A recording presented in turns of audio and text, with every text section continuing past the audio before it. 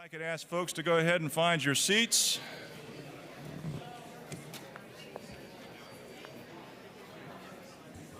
Thank you very much. Let's go ahead and call this meeting to order, the Pompano Beach City Commission meeting, July 25th, 2023.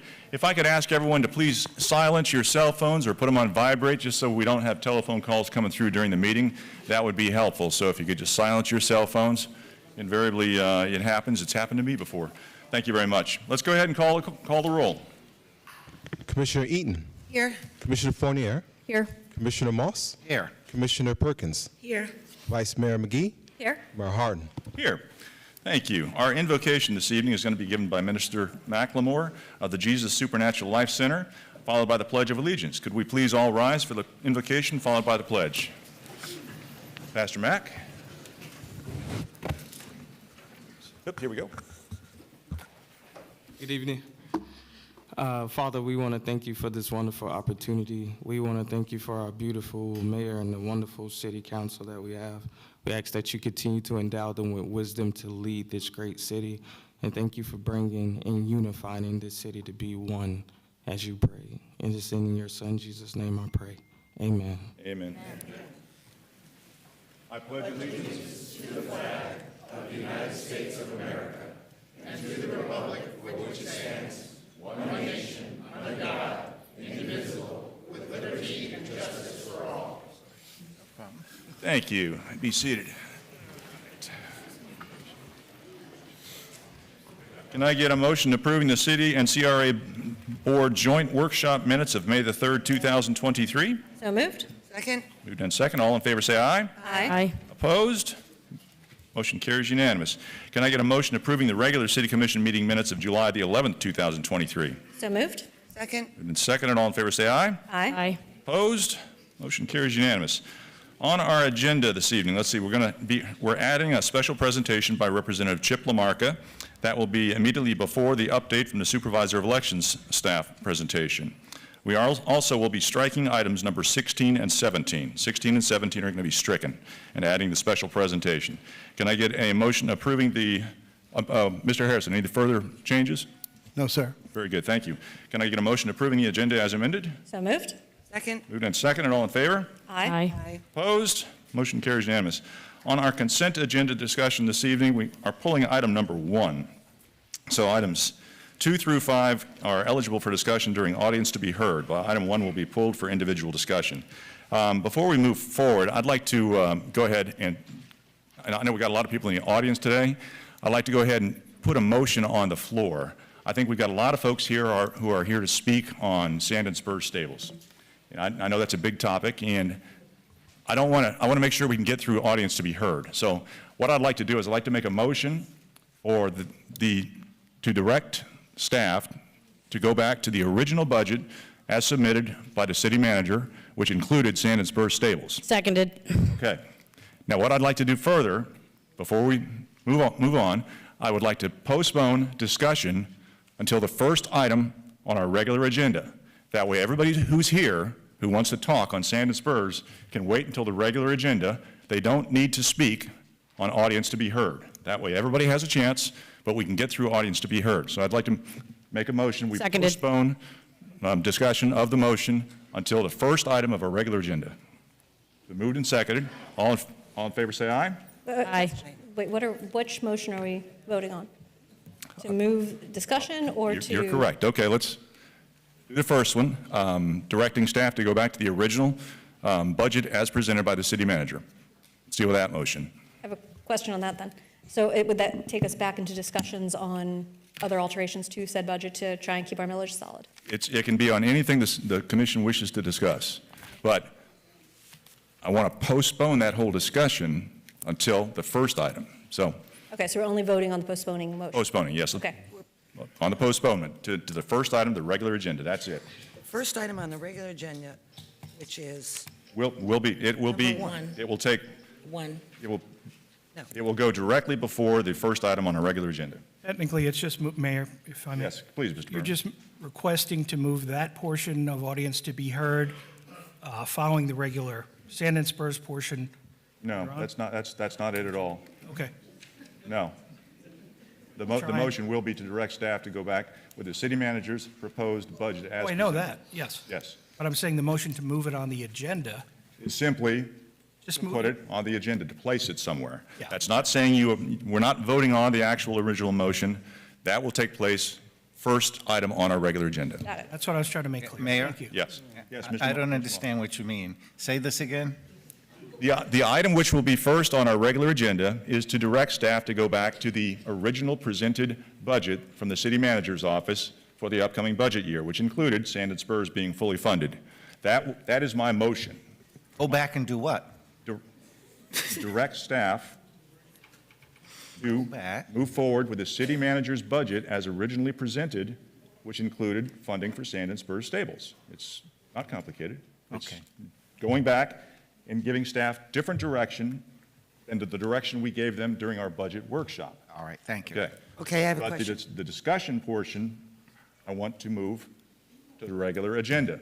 That way people don't have to do it during audience to be heard. They have an actual agenda item they're speaking on, which we can take action on, and yes, up or down, but they're speaking on an item, not just speaking to audience to be heard in hopes that we will do something in the future. Gotcha. And yes, Commissioner Eaton?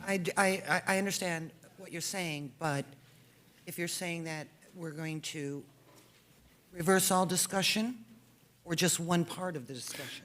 Sorry to be so technical Sure, about that's it. fine. This is the city manager's operating budget. It's not the Well, CIP. Then are we going to do a repeat of the workshop? Tonight, no. Not tonight, but, if we're going back to square one, are we basically nullifying the entire workshop and the direction we gave him? Because No, we there would. was a lot of direction, and I don't necessarily agree with all of it. About the only direction that was made during the workshop for staff was to do away with sand, or eliminate Sand and Spurs stables, and close it down and use that portion of the savings from the operating budget to offset our millage rate. That was really the only discussion that was passed concerning our operating budget. There were other items, the direction that was given to staff, but that was the only item that really dealt with the operating budget. Okay, as long as that's the only item that, because I'm not necessarily agreeing with everything that's on the budget. Sure, okay. Just really one item. Well, Commissioner what- Fournier? Yeah, go ahead. So I agree with the motion, but I think there was additional direction given to staff about some small items that we voted on. So perhaps we should make the motion to include funding for Sand and Spurs in the fiscal year 2024 budget. 'Cause there were other small things like the Historical Society, other small items we discussed. Okay. How about this? Before we start discussing all this now, can we postpone discussion of this Postpone, I can do. item until the first item on the regular agenda? Yes. Thank you. Postponement, sure. Okay. All in favor say aye. Aye. Opposed? Motion carries unanimous. Thank you. All right, now, that takes us up to our consent agenda items. Let's see, we already did that. Now, up to audience to be heard. Now, for audience to be heard, Kervin, can you call each individual name, call the name, and then ask them if they wish to speak on Sand and Spurs? Because if it's on Sand and Spurs, it's going to be delayed postponed until the first item on the regular agenda. They can't speak on Sand and Spurs during audience to be heard, okay? So one by one, go through the names. Anybody who wants to speak on anything other than Sand and Spurs, of course, come forward. Excuse me, Mayor. Commissioner Perkins. So where does the special presentation come in? Right where it is on the agenda. Pardon me? Right where it is on the agenda. So we're going to have them speak on audience to be heard first, and then we're going to start with the special presentation? That's correct. Okay, thank you. Okay. Tony Lee.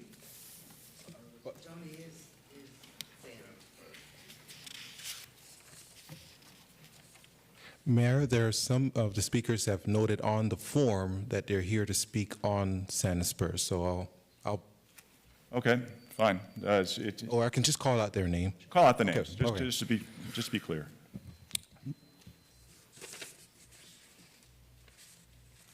First name Jennifer. Sharon Rhodes. Jeremy, Amy, Ann Ward, Chuck, Don Roberts,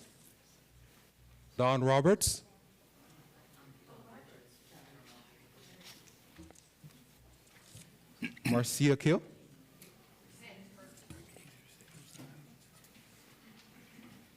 Shava. Thank you. Ken Stoller.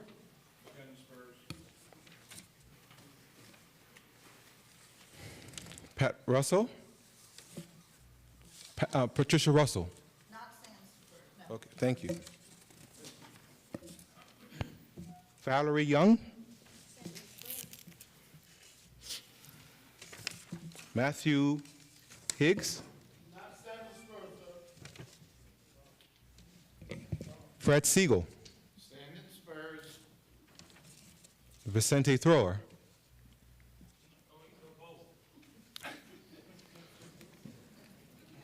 Mary Ellen Sensor. David Hall. Something besides Sandy Spurs. Okay. Jocelyn Jackson. Jocelyn Jackson.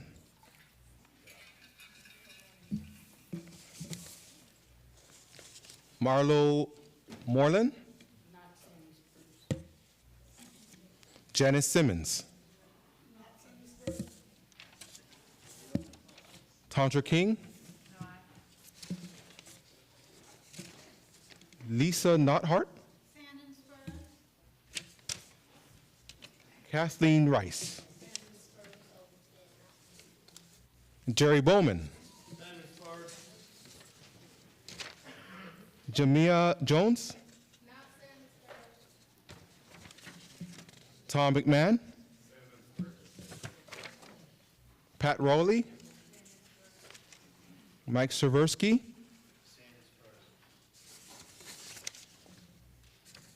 I can't pronounce this name. Okay. I can't even make out the spelling here. I'm gonna have Avi Godfiller. Sand Spurs? No, not Sand Spurs. Okay. That concludes it, Mayor. Yeah, of course, yeah. Gotcha.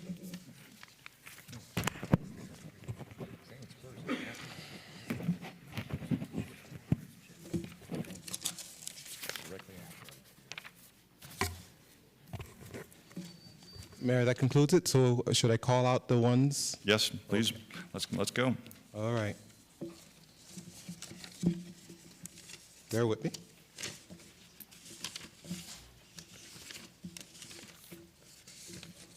First speaker, Matthew Higgs.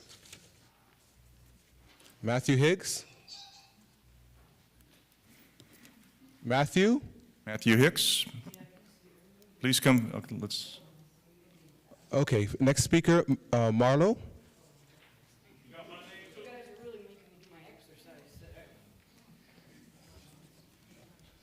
just name and address for the record and limit your remarks, 3 minutes, please. Thank you. Good evening. My name is Marlo Moreland. The reason that I'm here today, my partner Matthew Higgs, Blood Raw Ministry, we are very much activists within the community, District 4, District 5. We have a very bad, violent streak going on in this community. And the innocent is dying rapidly. I mean, it's unbelievable. I've lived here my whole life. I've never seen so many mass murders. We've begged BSO to come in and help, and I know they have a lot on their hands. But I ride through every day just to check it out and see what's going on. And there's now one unmarked police car with blue and red lights sitting in front of the store Powell's where that big murder took place with the 3 kids. But it's not enough. It's not enough because they're moving to other areas and the violence is out of control. I want to suggest, you guys are probably familiar with this entity, and it started in the 70s when New York was having major issues with this similar situation. They've been around since 1979. The name is Guardian Angels. And I would like to suggest that we bring them in. You know, they're trained in martial arts, they're trained, you know, in communication, they're trained in putting cities back together. They restored the subways in New York. They also train kids. So they have a junior division as well, where these kids can be trained to be youth, you know, the youth doing this. And I want to know how I go about presenting a motion for that so the city can consider it to help stop the bloodshed that's going on. You know, we do have a lot of feedback coming from the community. I'm seeing more and more people in the community want to get involved, but they just don't know where to start. And we need help, you know, and I'm not here to talk about this horse thing, but to think we've been funding this for years when the public can't use it, and all these kids are being killed. We pay BSO $50 million a year, and it's no better. So we need help. We need a solution. I think this would be a great solution to the problem. So I would like to know how I can, you know, present it and go forward. I'll tell you what, if I could ask you, just email me directly, and I will then direct it to staff and BSO so we can start the ball rolling to find out more information about that. Okay, perfect. Would that work? Great. And how can I get your email address? It's on the website. Okay. Yeah, that'd be great. Thank you very much. Appreciate Thank you. Have a great day. Mayor? it. Commissioner Perkins. Yes, I'm aware of the guardian angels from back in the 70s. They were very effective in several cities as far as doing things that the police department could not do. And they really go into the communities unarmed, but they know how to bring a community together. So I would love to look into trying to see if we can get some help from guardian angels to see if we can help with some of the crime here in Pompano. Thank you. Very good. Thank you. Next speaker. Janice Simmons.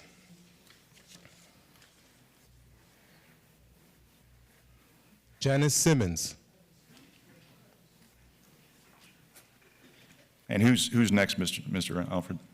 Tondra King, Okay, very good. followed by Jocelyn Jackson. Very good. Janice Simmons, 208 North of 15th Place. Good evening, Mayor and other commissioners, city manager, and the attorney. I'm here to say that we really appreciate the senior citizen building that was brought up. We are so proud of it as far as getting it in the community, but it's just really sad. The center only has, the reason why we're doing this, we put the, Commissioner Perkins had this center because all the seniors are piled up like a bunch of sardines in a can at the Pat Larkins. So she asks, I think Mr. Harrison might remember this, she asked for the state-of-the-art center, something like the Charlotte Borough, or even the Civic Center, even the state-of-the-art, not asking for much. So y'all decided, whoever decided to throw this little building like this, it has about 150, 200 senior citizens, 35 parking spaces. So I guess they're all gonna ride their bicycles so they can get in those spaces because it's awful. When it comes down to the northwest section, we just get stuff thrown together. Now, usually when I get up here and talk, you say you're gonna do this. I'm still waiting on my speed bump. I know they coming. Just stand there and say, okay. But today I want to answer before I leave from up here. Is there any way we can get this center, something done? You know what I thought about? And like Commissioner Perkins also said, in the back you have so much room. You have room enough to build another center. That means that center should have been spaced out a little further. But it's just really sad when it comes to the northwest section. You guys do what you want to do. say what you want to say. But it's time that we get some answers now. I mean, I'm really serious. It's just so sad. And Commissioner Perkins, only one vote. She's going to get voted down. It don't matter. But what I like about it, if she's standing for her community, she's going to stand if she have to stand alone. But it's time now that some of you guys really think for yourself. Don't vote because Rick's voting for it. Vote, do your own vote. Think on your own. Thank you, Ms. That's all Simmons. I'd like to say. Mayor? Commissioner Perkins. Yes, I've gotten quite a few complaints from the seniors over at the center, but I haven't mentioned it to staff. I was waiting for our city manager to come back to give him some of the suggestions that I've received from the seniors over at the center, especially using both centers, the EPAT Larkins and the new center. So that is something I plan to discuss with the city manager sometime this week. Thank you. Very good. Thank you. Under King.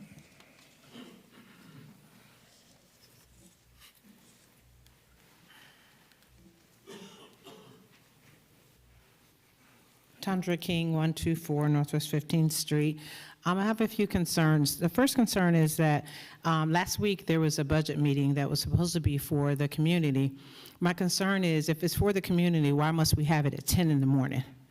I looked around the room, which was a small room because we had it in the city manager's, I guess, conference room, and I didn't see anybody from the community. I saw the lady from the newspaper. If it's supposed to be about the community, we really need to act like it's for the community. At least try and trick us. It wasn't televised. It wasn't in the chambers where people could really come. It was very crowded. I mean, the snacks were good, but we're supposed to be having this for the community, and people should have a right to come out to know where our dollars are being spent. And I think it's unfair to plan a meeting at 10 o'clock in the morning when most people work. So I really hope you all revisit that. The other thing is, I mentioned it before and I'm going to bring it up again, it's a 1 o'clock meeting for the commission meeting. Again, not feasible for most people, and I know that's accurate because I come to the meetings and you can count on one hand how many people are sitting in the audience. This is not fair. We need to revisit this. You're supposed to serve the community. We voted for you to serve us. We don't serve you, you serve us. And I just don't feel that in the atmosphere. I don't feel it with the crime in our community that's invading us. I mean, pickleball's great, I like it, but I want to get out of my house alive. The crime in the Northwest is not being addressed. We heard from the sheriff that one time when it was the homicide, the triple homicide, and that's been it. Why aren't we meeting with him quarterly and you bringing that information back to the community to say what is being done about this? We haven't solved the crimes, the homicides from the last 3-4 years, and then we've added 6 or 7 on top of that. And it's very scary. It's scary for my 89-year-old mom. I tell her, don't sit on the front yard. Don't sit under your garage where you pay all these taxes because of the gunfire that was down her street on last year. Please help us. Yes, we have to help ourselves with some things and we have to get involved, but it's hard to get involved at 10 o'clock in the morning. And I don't think it's fair. So I hope you revisit some of these things when you're planning it and you're saying it's for the community and it's about the community. Make it where it's accessible, at least virtually, or at a time when people can come. You're having this meeting at 6 o'clock tonight. Both meetings should be at 6 o'clock, and I hope you revisit that. Thank you. Thank you. Next speaker. Just name and address, please. Excuse me. Jocelyn Jackson. Good evening, everyone. How you doing? I'd like to say congratulations to the urban development, the housing development with Miriam Carrillo and Alex Goldstein. They're doing an awesome job. The properties are coming up. I love it. New development looks good. We're getting rid of the slum and blighted in Pompano Beach. I remember when my mom, she moved away, but my family still live here. I remember they didn't even have shoes to wear to school. So my family been here for many, many, many years.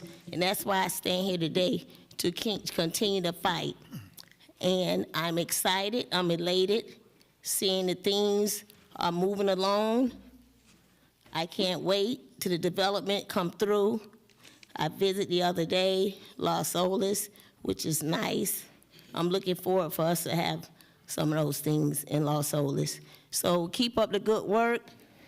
Urban Development, Alex, keep doing a good job. Keep pushing the city of Pompano Beach. Go Pompano.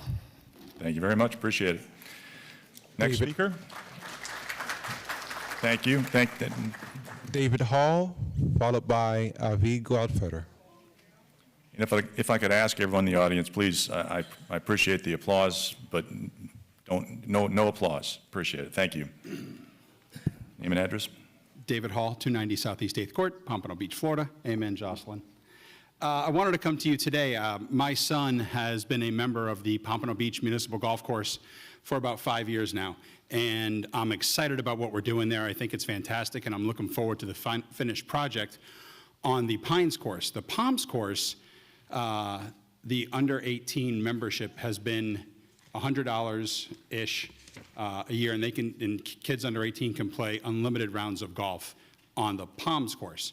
My son was just invited to play at a pro junior tournament at the park in West Palm Beach, which is a municipal course in Palm Beach County. It is the envy of any municipal course I've ever been to, and I've been to a bunch across the country. It's fantastic. Now, they got some charity grants and things working with them to develop what it is today, but they do a lot of golf events for underprivileged kids. And that's their mission there. They bring them in and do a lot of work with them for career and all those types of things. So I'm not saying that. I think we should try to look at something like that. But the membership, you can't renew right now because the rate is going to go up about 30%, which I'm going to get up and speak on Sand and Spurs later, and I don't want to speak out of both sides of my mouth. So I agree, it's probably been $100 for far too long. Probably should be a little more because the cost of the folks that work there, fertilizer, maintenance, upkeep, all those things go up. So going from 95 to 125 or whatever the number I think is going to be, it's a number, but probably fair. But I don't think we should I don't think we should just raise it on the backs of kids. I think they should get something for that, right? They can go play the big course, and the new course is going to be nice once it's done. So I think that maybe once a quarter, they should probably be allowed to play that without the cart fee that they have to pay, because they're on the backs of kids is a 30% increase. I mean, who on this dais wouldn't like to be able to raise fees and stuff 30% on everyone, right? You could offset a lot of budget stuff. So I think that if we're going to do that and have that size of an increase, which we'll be paying, right, because I'm going to get it for my son, I think you should probably look at something like that. And also, they can play the big course, the Pines course, for just the cart fee. Perhaps for kids, you can keep the cart fee, what the old cart fee was, instead of raising it to the new cart fee when the new track opens up, which is going to be fantastic. So maybe you could do that for the kids to help them out as well. Maybe increase for kids that join who don't live in Pompano, maybe make it $140, $150, and then certainly snowbirds and folks that don't live in Pompano that come and play at our course, maybe they could bear a little more of the burden than taxpayers, but definitely the children. Thanks. Good. Thank you. Appreciate the suggestions. Next speaker. V. Godfiller.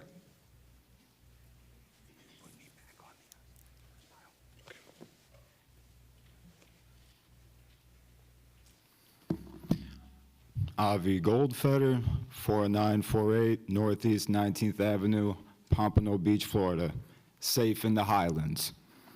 And I am here today on the people's microphone. I want to thank the people of Pompano for buying this podium, buying this microphone, furnishing this room that we're in. And I'm here to remind you that you serve the people of Pompano, not your own interests, not what's good for your pocket. And I'm here with the sad task of saying I have initiated a petition to save Pompano.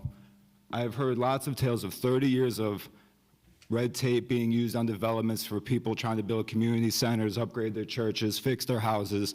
And I want to invite anyone that has one of these tales to go to PompanoUnityProject@gmail.com, submit your story, or my page on Facebook under the same name.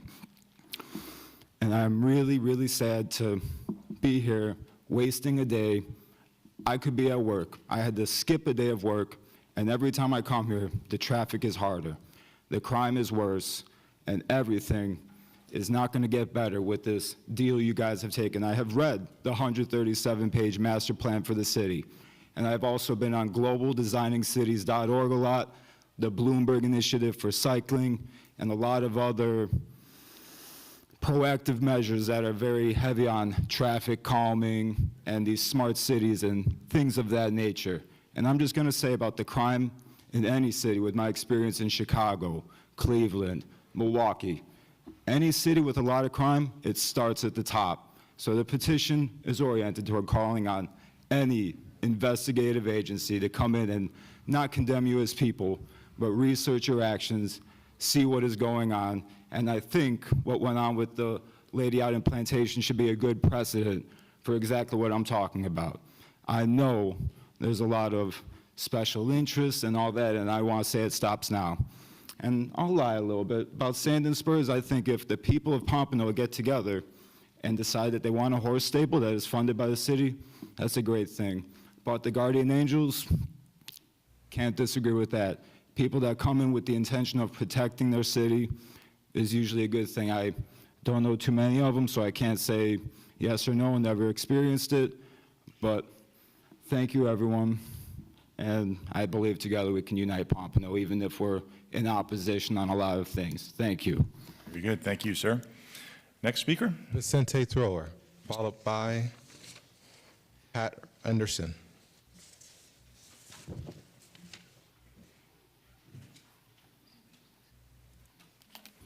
Vicente Thrower, 1890 Northwest 6th Avenue.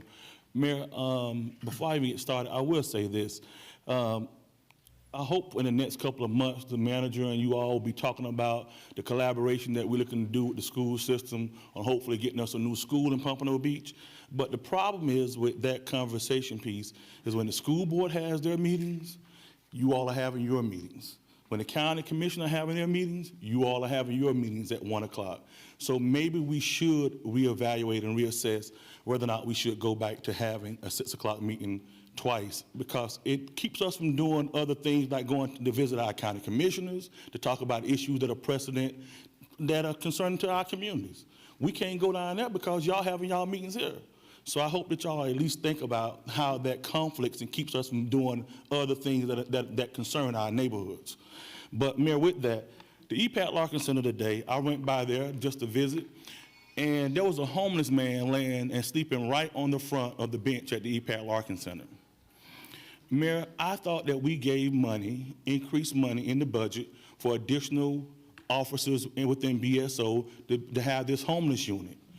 Along with, why do we have a Parks and Recreation Department with park rangers? Back in the days before the whole commission came here, Commissioner Harden and former Mayor Fisher and them, it took a lot of fighting to bring the park ranger system back into Pompano Beach. It had been gone for almost 15, 20 years. But if it is their responsibility to go around and make sure our parks and our parks and recreation facilities should not have homeless people sleeping on the front of the door in the bench where our seniors and other people are coming to visit these centers and these parks. So I would like to ask the mayor, when can we find out, how do we find out whether or not the unit that's supposed to be specializing with this process is actually going around every morning to make sure our parks are not filled with homeless people in the morning, especially when we got people walking early in the morning, Mayor? Thank you, Mr. Thrower. Yeah, that gets down to an operational issue. The city manager handles that, but we spoke about this, and I agree that people should not be sleeping on benches in front of our community centers. We can't stop homeless folks from utilizing resources in our parks and in our facilities because it's public property, but we certainly can stop people from sleeping on the benches. So please get with Mr. Harrison on that. But we also can make sure that our parents feel safe with going in these parks. Listen, I don't want nobody to think that all homeless people are bad, but our women should want to come. They should not feel threatened because a homeless man is sitting somewhere, laying somewhere with his pants hanging out. So I hope that, Mayor, to the manager, that we ask BSO what is their procedure to make sure that our parks are safe in the morning and during the day. Thanks. Thank you. Appreciate you bringing it up. Next speaker. Pat Anderson.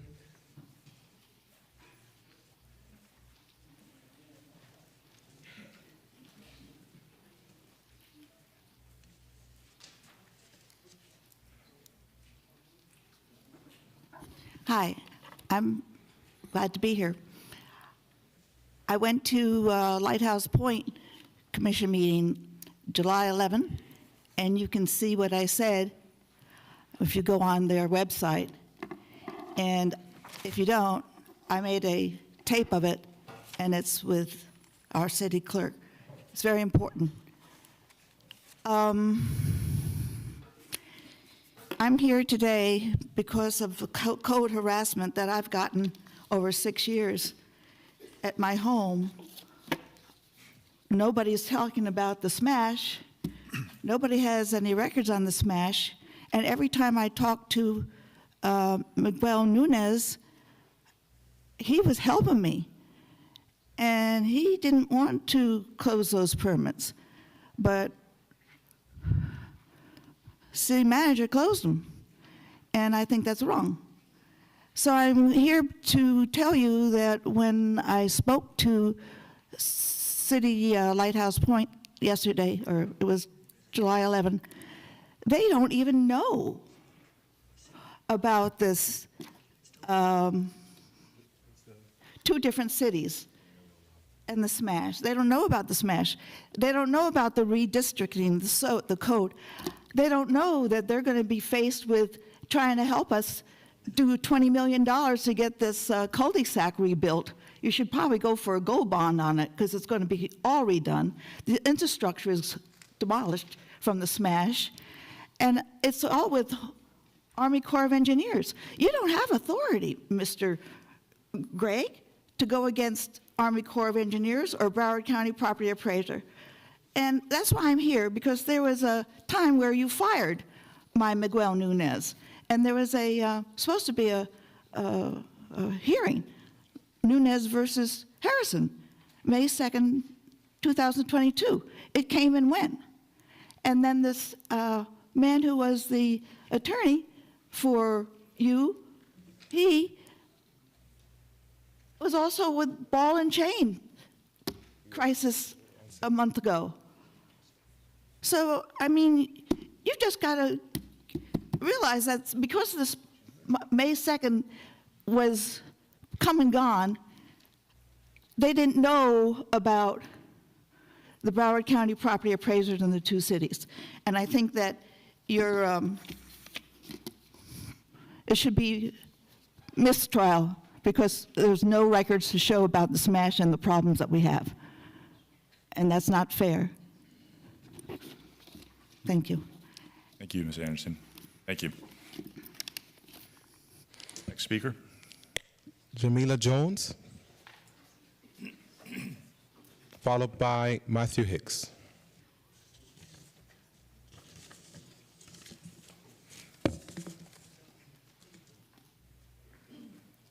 Good evening, everyone.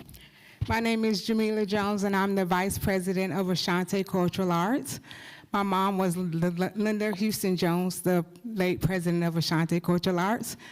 And I'm just here to give a quick report and saying thank you to everyone who has supported our programs over the last year. We've had over 17 programs throughout Pompano, which serve 13,000 residents and non-residents, from ages 2 to 89, from our dance sampler at the Green Market. We've also had our Arts to Bridge Social Justice for our community. We've had dance programs at the Charlotte Rural Program, which on Saturday serves 60 children throughout Pompano Beach, Florida. Our Turnaround Arts program, which served 180 students a week at Markham Elementary, the Boys and Girls Club, and at Moreland Academy, giving classes in the arts, African drumming, African dance, as well as ballet and tap. So this year we're having more programs, and we're excited to be a part of Pompano Beach, Florida, giving more classes. We are hiring because we have more money from the state as well as our city to serve our communities. And with our programs, we're giving our community an opportunity to participate in the arts, no matter their age, no matter their background or their financial background, through funding. So we thank you for helping us with this, and we will be here for 30 more years or more. Very good. Thank you for that. I just had the... Appreciate that. Thank you.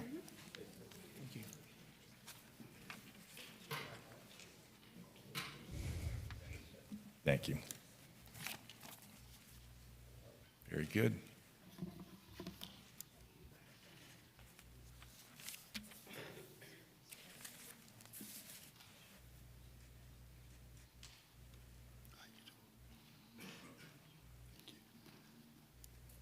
Hi, my name is Matthew Higgs. I represent Blood Row Ministry and also the city of Pompano. I live at 717 Northwest 8th Avenue. The brother spoke on the homeless people that sleeping outside of the facilities. Well, we got a problem with these homeless people. They have a problem. I'm asking you to help guide us, to help the homeless people. Evidently, they can't help themselves. It's properties that I know is available by the city. I know it's property. I know that there's some place where we can have a homeless shelter for our city, our inner city. That northwest section, you ride down Hammondsville Road, not even Hammondsville Road, Martin Luther King, huh? And that's all we see. And I don't want nobody to think I have never seen so many poor white people in my life in the hood. Everything that you're building, the money that you're giving the houses, I like the beauty that you got. But let's start with the beauty of the people. The beauty of the people, man. Let's help these people. Blood Raw Ministry, I don't have the answers, but I want to live in the solution. I want to be a part of this. If I can find some place to put up tents, it'll lower the crime rate because you'll have half of the people right there. And you don't have to have 1,000 police because they can monitor there. Or you can have the angels. I stand out there and I'm almost crippled. But we got to do something. It's affecting the beauty of this city. And guess what? These people have problems. A lot of them. Let's deal with the source. All I'm asking y'all, please help Blood Row, help Pompano, clean up Pompano. Because when you sit behind the desk, we gave you that authority to help us help what we need.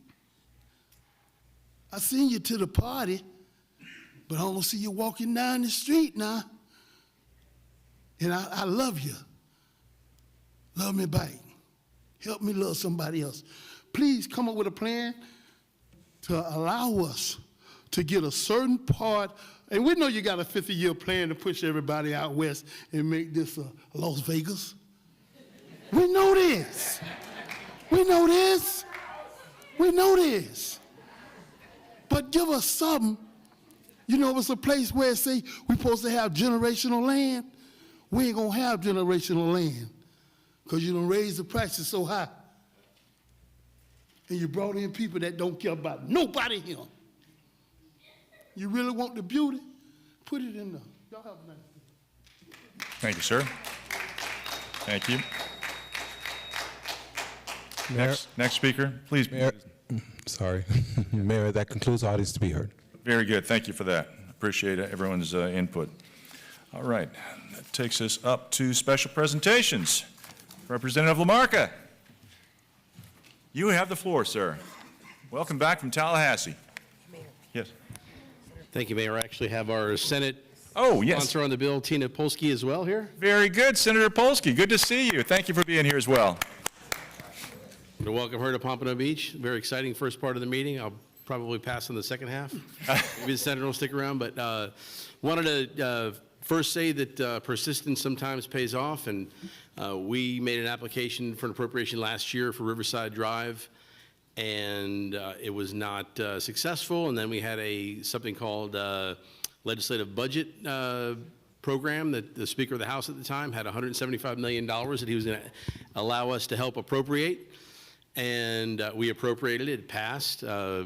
Mr. Bosworth and your team were very, along with the lobbyists, were very good activists, and it passed. And unfortunately, Hurricane Ian took that $175 million and moved it into relief for that. So we went at it again this year. I had a Senate companion here that represents Pompano Beach, Senator Polsky. I knew her when she was in the House of Representatives with me. and we put our perseverance hat back on, and we got it passed this year. And I'll just say that I appreciate the time and efforts with Earl and your lobby team. They're very good at what they do, and they serve you well in Tallahassee. And I'll turn the floor over to Senator Polsky. Very good. Thank you very much, sir. Thank you, Representative Lamarca. To everyone, my back is to you. I'm Tina Polsky. I am your state senator for at least the western side of Pompano since November 22, so pretty recently. And one of the biggest things we do in Tallahassee is to try to get some state money back to our local districts. And we work in the Senate and the House together. And so both of us were honored to carry this appropriation, and we were really pleased to make it all the way. Many appropriation projects didn't make it in the budget, and then many were vetoed. And this project survived. So we are excited to present. Maybe we could take a couple of pictures and Absolutely. celebrate some good news. Yes, thank you so much. I appreciate all your work. I mean, seriously, we try every year in Tallahassee, but this year it was gratifying to see that our appropriations, thanks to you all, made it into the budget and survived the veto pen. And so that's truly bringing home the dollars to the local constituency. And thank you so much for that. You guys do a great job for us. Thank you so much. Yes. Yeah. How do you want to do this? Everybody want to come close over here? Was Commissioner Perkins? Commissioner Perkins? What was the grand total? Yeah. Yeah, we'll take them.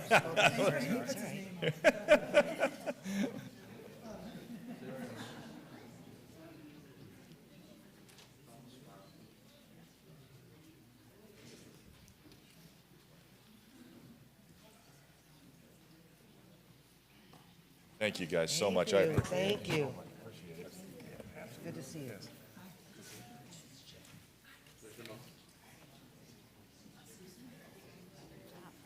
Yes. All right. Thank you all so much for that, and hopefully we'll see you again next year for the same presentation, but with a bigger check. That's it.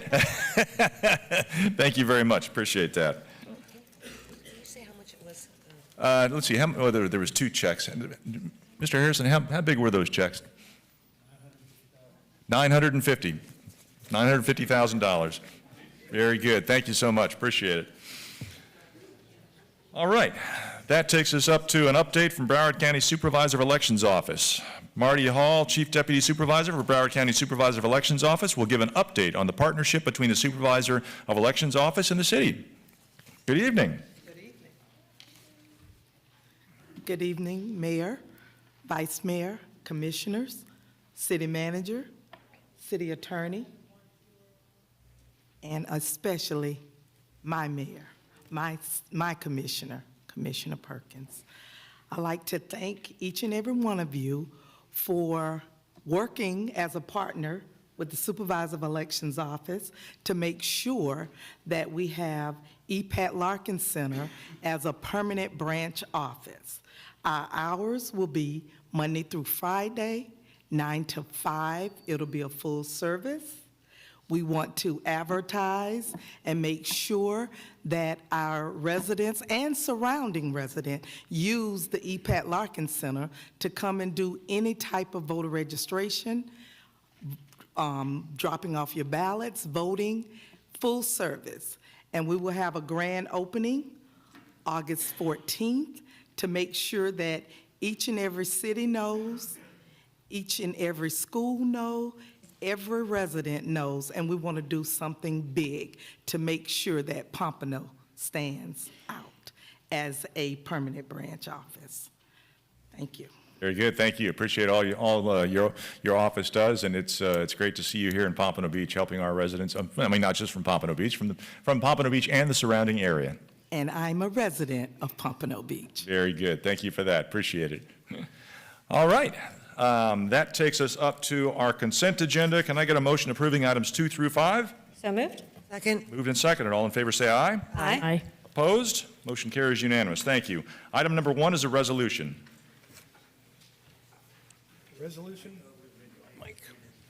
Resolution of the City Commission of the City of Pompano Beach, Florida, approving and authorizing the proper city officials to execute a license agreement between the City of Pompano Beach and Express Youth Development Institute, Inc., to provide and promote a youth track and field coaching and instruction for ages 5 through 17 at Mitchell Moore Park, providing an effective date. So moved. Second.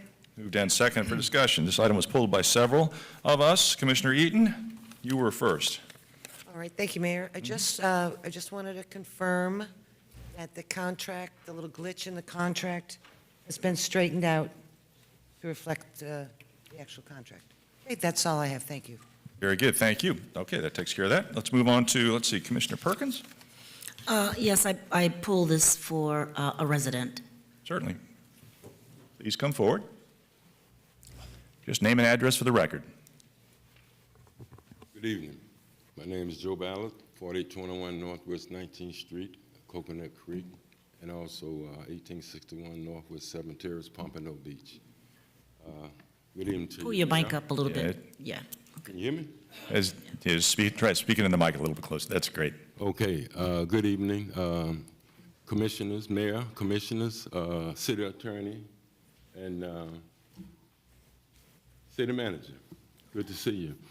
I'm asking if we can delay this agreement simply because we've been doing this for so many years and just in the habit of everything's going, like we expected to go. So some things I missed in this one. It was drastically changed from the last one. And, we've been service over thousands and thousands of kids at Pompano Beach. And there's some things in there that's not so favorable for our program or the kids of Pompano Beach. So that's why I'm asking we can table it until we get together with the staff and try to discuss it a little further. It's at a point where we're building a lot of housing here in Pompano Beach, and so more kids are coming. So we don't want to get ready; we want to be ready. So I just like to ask if we can get this tabled until we can discuss it further. Well, sure. If I'm in order, may I make a motion to table? Commissioner, before you make that motion, I'll just check with staff real quick. Just, Mr. Boudreau, there's no reason not to table if the applicant is desiring to table. Mark Boudreau, Recreation Programs Administrator. I've known Joe for years. We've had a wonderful agreement, so yeah, if he feels that it's not quite right, I have no objection to tabling. Yeah, absolutely. Very good, Commissioner. And I appreciate it because normally I reach out to Mark, but this blindsided when this meeting was coming up, and I didn't want it to. Very good. Before I make the motion, will September 12th, our first meeting back, would that be enough time for you to meet with staff? September? September 12th is our next meeting. That'll work. That should work. Okay. So, Mayor, I'd like to make a motion that we table the consent item agenda number 1 for the Express Youth Development to our September 12th meeting. Seconded. Moved and seconded. All in favor, say aye. Aye. Opposed? Motion carries unanimous. Thank you, sir. Appreciate you showing up. That takes care of that. Thank you. All right, that takes us up to our regular agenda. The first item on the agenda is dealing with the Sand and Spurs, it's dealing with the motion to direct staff to move forward with the budget as presented by the city manager's office, the original budget, which included funding for Sand and Spurs Stable. That was the motion, and it was seconded. So, yeah, the reason number one, the reason why I brought it up to begin with is because, the outpouring of the community, of course, and I know this commission is sensitive to the wishes of the community. They always have been. They've listened in numerous times on various issues. But as I explained earlier, the reason I wanted it to be on the regular agenda is so that we'd be able to get through audience to be heard. But now we are on the regular agenda, so we can take as much time as we need, and the public can take as much time as they'd like to, within reason, of course, to discuss this item and speak on this item. I made the motion, so it's been moved and seconded. We can go through limited commission discussion, and then we'll open it up to the public, and then we can go finish with the commission discussion. How is that? Yes, Mr. Harrison? May I make a suggestion? Of course. So my suggestion is if you would keep all of the past motions except Sand and Spurs. Okay. Your budget workshop. And then simply direct me to come up with whatever the gap is on the rest of the little small things that came up that day. We received an announcement today of a $200,000 grant that could be used to offset all of this. So with that grant and what we can muster up with our staff, I feel like we can get to the bottom of this and take care of it for the commission. So your recommendation is that we modify the motion, just direct staff to rescind the action that was taken on Sand and Spurs Stables and move forward with the Sand and Spurs Stables as presented in your budget? Yes, sir. Okay. I would amend my motion to make that. Seconded. Yes. Discussion. Commissioner Eaton. Yes, can we get a quick list review of those other motions, just for the record? I think there was I don't have all of that off the top of my head, Commissioner Eaton, but And neither do I. That's what I'm everything that afraid of. occurred in that meeting that passed. There were several tie votes. Things did not pass. Well, again, it was only a workshop, so really Yes, no ma'am. formal. That workshop was to direct me, for consensus direction to direct me. And all I'm simply saying is to go ahead and keep the information that was gleaned from that meeting, with the exception of your consensus vote on the Sand and Spurs. And then direct me to fill in the gaps based on what is left over. We have all of that information. The city clerk has the minutes. We will go through those meticulously and make sure that every little bitty fine detail is followed. Commissioner. Okay, thank you. And I just wanted to say, as a commissioner, I never want to raise the millage rate for taxes. And I know most of us, I think all of us probably feel the same way. And we were looking at the budget, and in order to, the recommended budget was X amount of dollars. In order to maintain the current millage rate, it was determined that we needed to cut $900,000 from this budget. And the way I've been becoming to look at it, what we deal with now is we deal with just this year. And I know we all know that, but we're only dealing with this year. Whatever's out in the outlying years may or may not happen. That is not guaranteed. We're just dealing with the next fiscal year. And, I commend Commissioner Vice Mayor McGee for saying, okay, I can give up one of my bridge improvements and put it off to the next year. And that's kind of where I'm thinking that maybe we can find a compromise on this commission, is that we're going to have a lot of ad valorem tax revenues coming in the future, next year, the year after that, the year after that, after some of these condo developments that we've done on the beach, very $1 million units, $2 million units. We have a lot of other buildings and developments coming online over the next year to 3 years. And I think we can safely say that we can expect some increased ad valorem. And I think perhaps it's just a matter of waiting a year for some projects. I think that the projects that are needed should be funded, and maybe the projects that could wait one more year. And a couple examples. Park amenities, fitness, Sand and Spurs, which is a little park up in the Highlands, has kind of been waiting for outdoor exercise equipment for ever since I've been on the commission. But I'm willing to wait another year for that if we need to draw down on the budget. I think the fitness equipment that's going in to Kip Jacoby Park could wait another year. Could we wait another year? We have the lighting at the four fields. It's pretty bright light right now. Could we wait a year, or could we do half of half of it and then do the other half next year. I think the park amenities is my biggest one with parks. And Skip Jacoby Park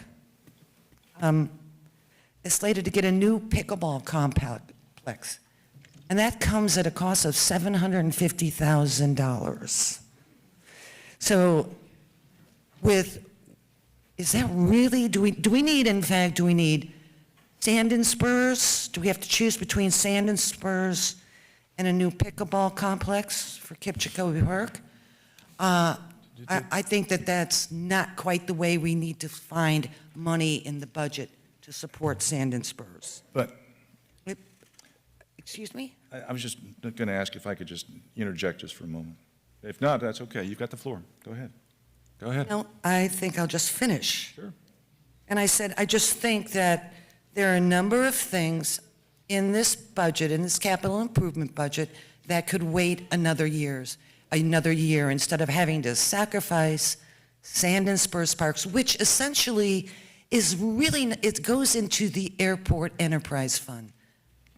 So that airport enterprise fund operates at $1.5 million, and the revenues and the lease payment by Sand and Spurs goes into that fund. If that does no longer exist, it's going to put the fund in a deficit, and then it has to be paid for out of the general fund. So I just wanted to say that in support of Sand and Spurs, a gem in our community that has been maybe not programmed or promoted as it should in the past, and maybe that's the silver lining that comes out of all of this, or we take a good, new, hard look at this really unique place and use it to the best of our ability. But to summarily propose to defund something that's been in the city for well over a half a century is not something that sits well with me. Thank you, Mayor. Thank you. I just wanted to interject quickly there that because Kip Jacoby Park, the improvements there, that's in our CIP budget, which is Capital Improvement Plan, versus the Sand and Spurs Stables, that's in our operational budget. That's an ongoing yearly expense versus the Kip Jacoby Park, which is a one-time expense. I just want to make sure we were clear. Okay, good. That's very good. So it's also, from what I understand, it's in place by ordinance. So how in the heck did that become about that we're going to shut down Sand and Spurs? How did that happen if that was operational? I mean, come on. Whether it's budget, whether it's CIP or operational, the bottom line is it was proposed to eliminate it. Doesn't matter. Either way, where the money's coming, going, whatever. The fact of the matter is Commissioner Fournier brought it up, made the motion to close Sand and Spurs. And wherever that came from, I have been talking with people all week, emailing with people. I went out to meet a strong core group on Monday night because, frankly, I would have probably had an ethics violation against me had I showed up at my park in my district at a meeting called by District 3 Commissioner. So it's been very upsetting. I've been very upset. I know the folks are very upset, and I think they should have their say. And whether or not this is all going to now go away, it doesn't erase the week's worth of anguish and anger that I and these folks out here had to go through. And so that's where I stand. So, I didn't do it. I voted no. So it's been a royal mess. And I say if you want to cut some money, cut the pickleball courts. Very good. 700. Thank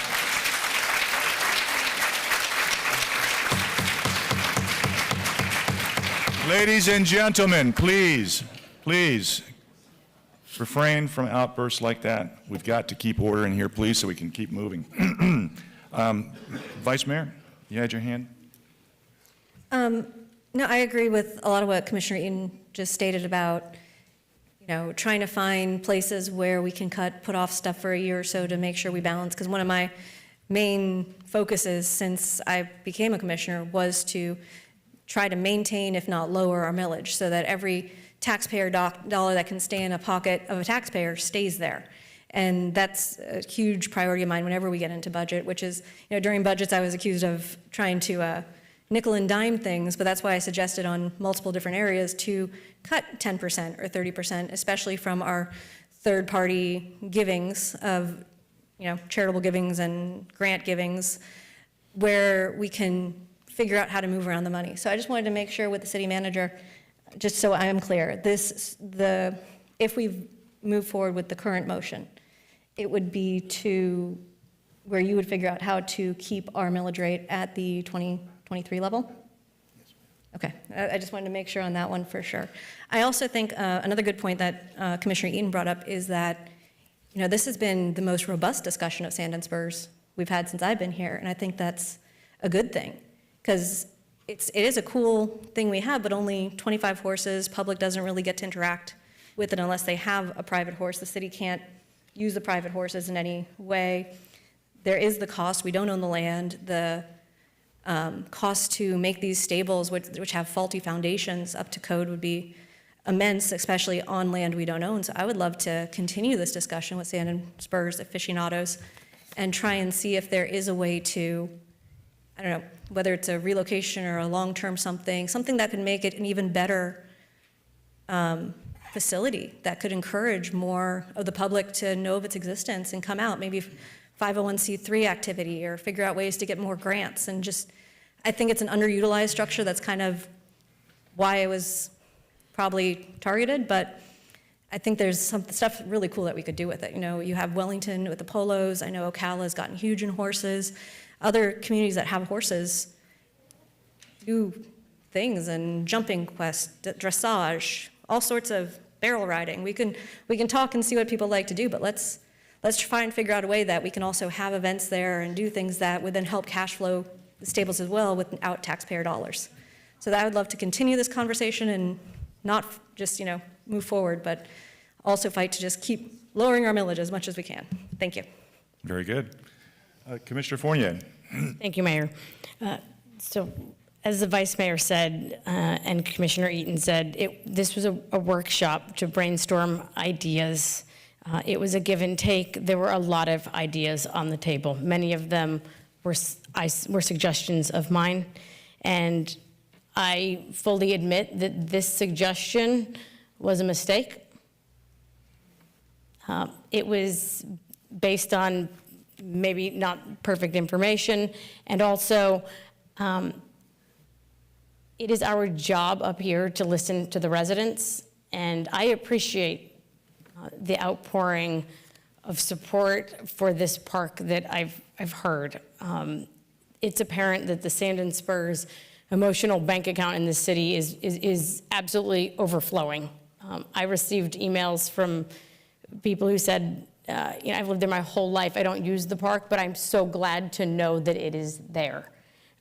And I hear all of that, and I am sorry for this suggestion and how far this went.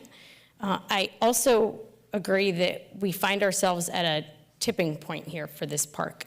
And if we decide to fund the stables, which I hope we do, I think we need to support the stables, because we have not done an adequate job of that. I have heard many needs come out of the facility.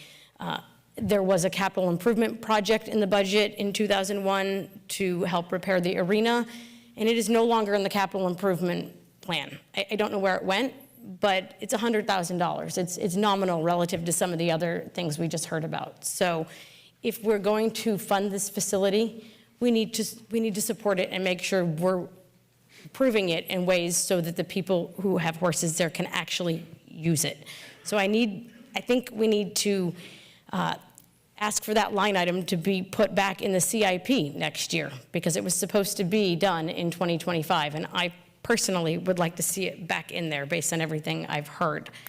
I also think it's a park, but this park sits under Public Works, and I think that has been part of the issue here. It has not been programmed and advertised like all of our other parks have. It's not on the Parks and Rec social media page as often as it should be. So I hope we can bring more attention to the facility also and bring in some additional events.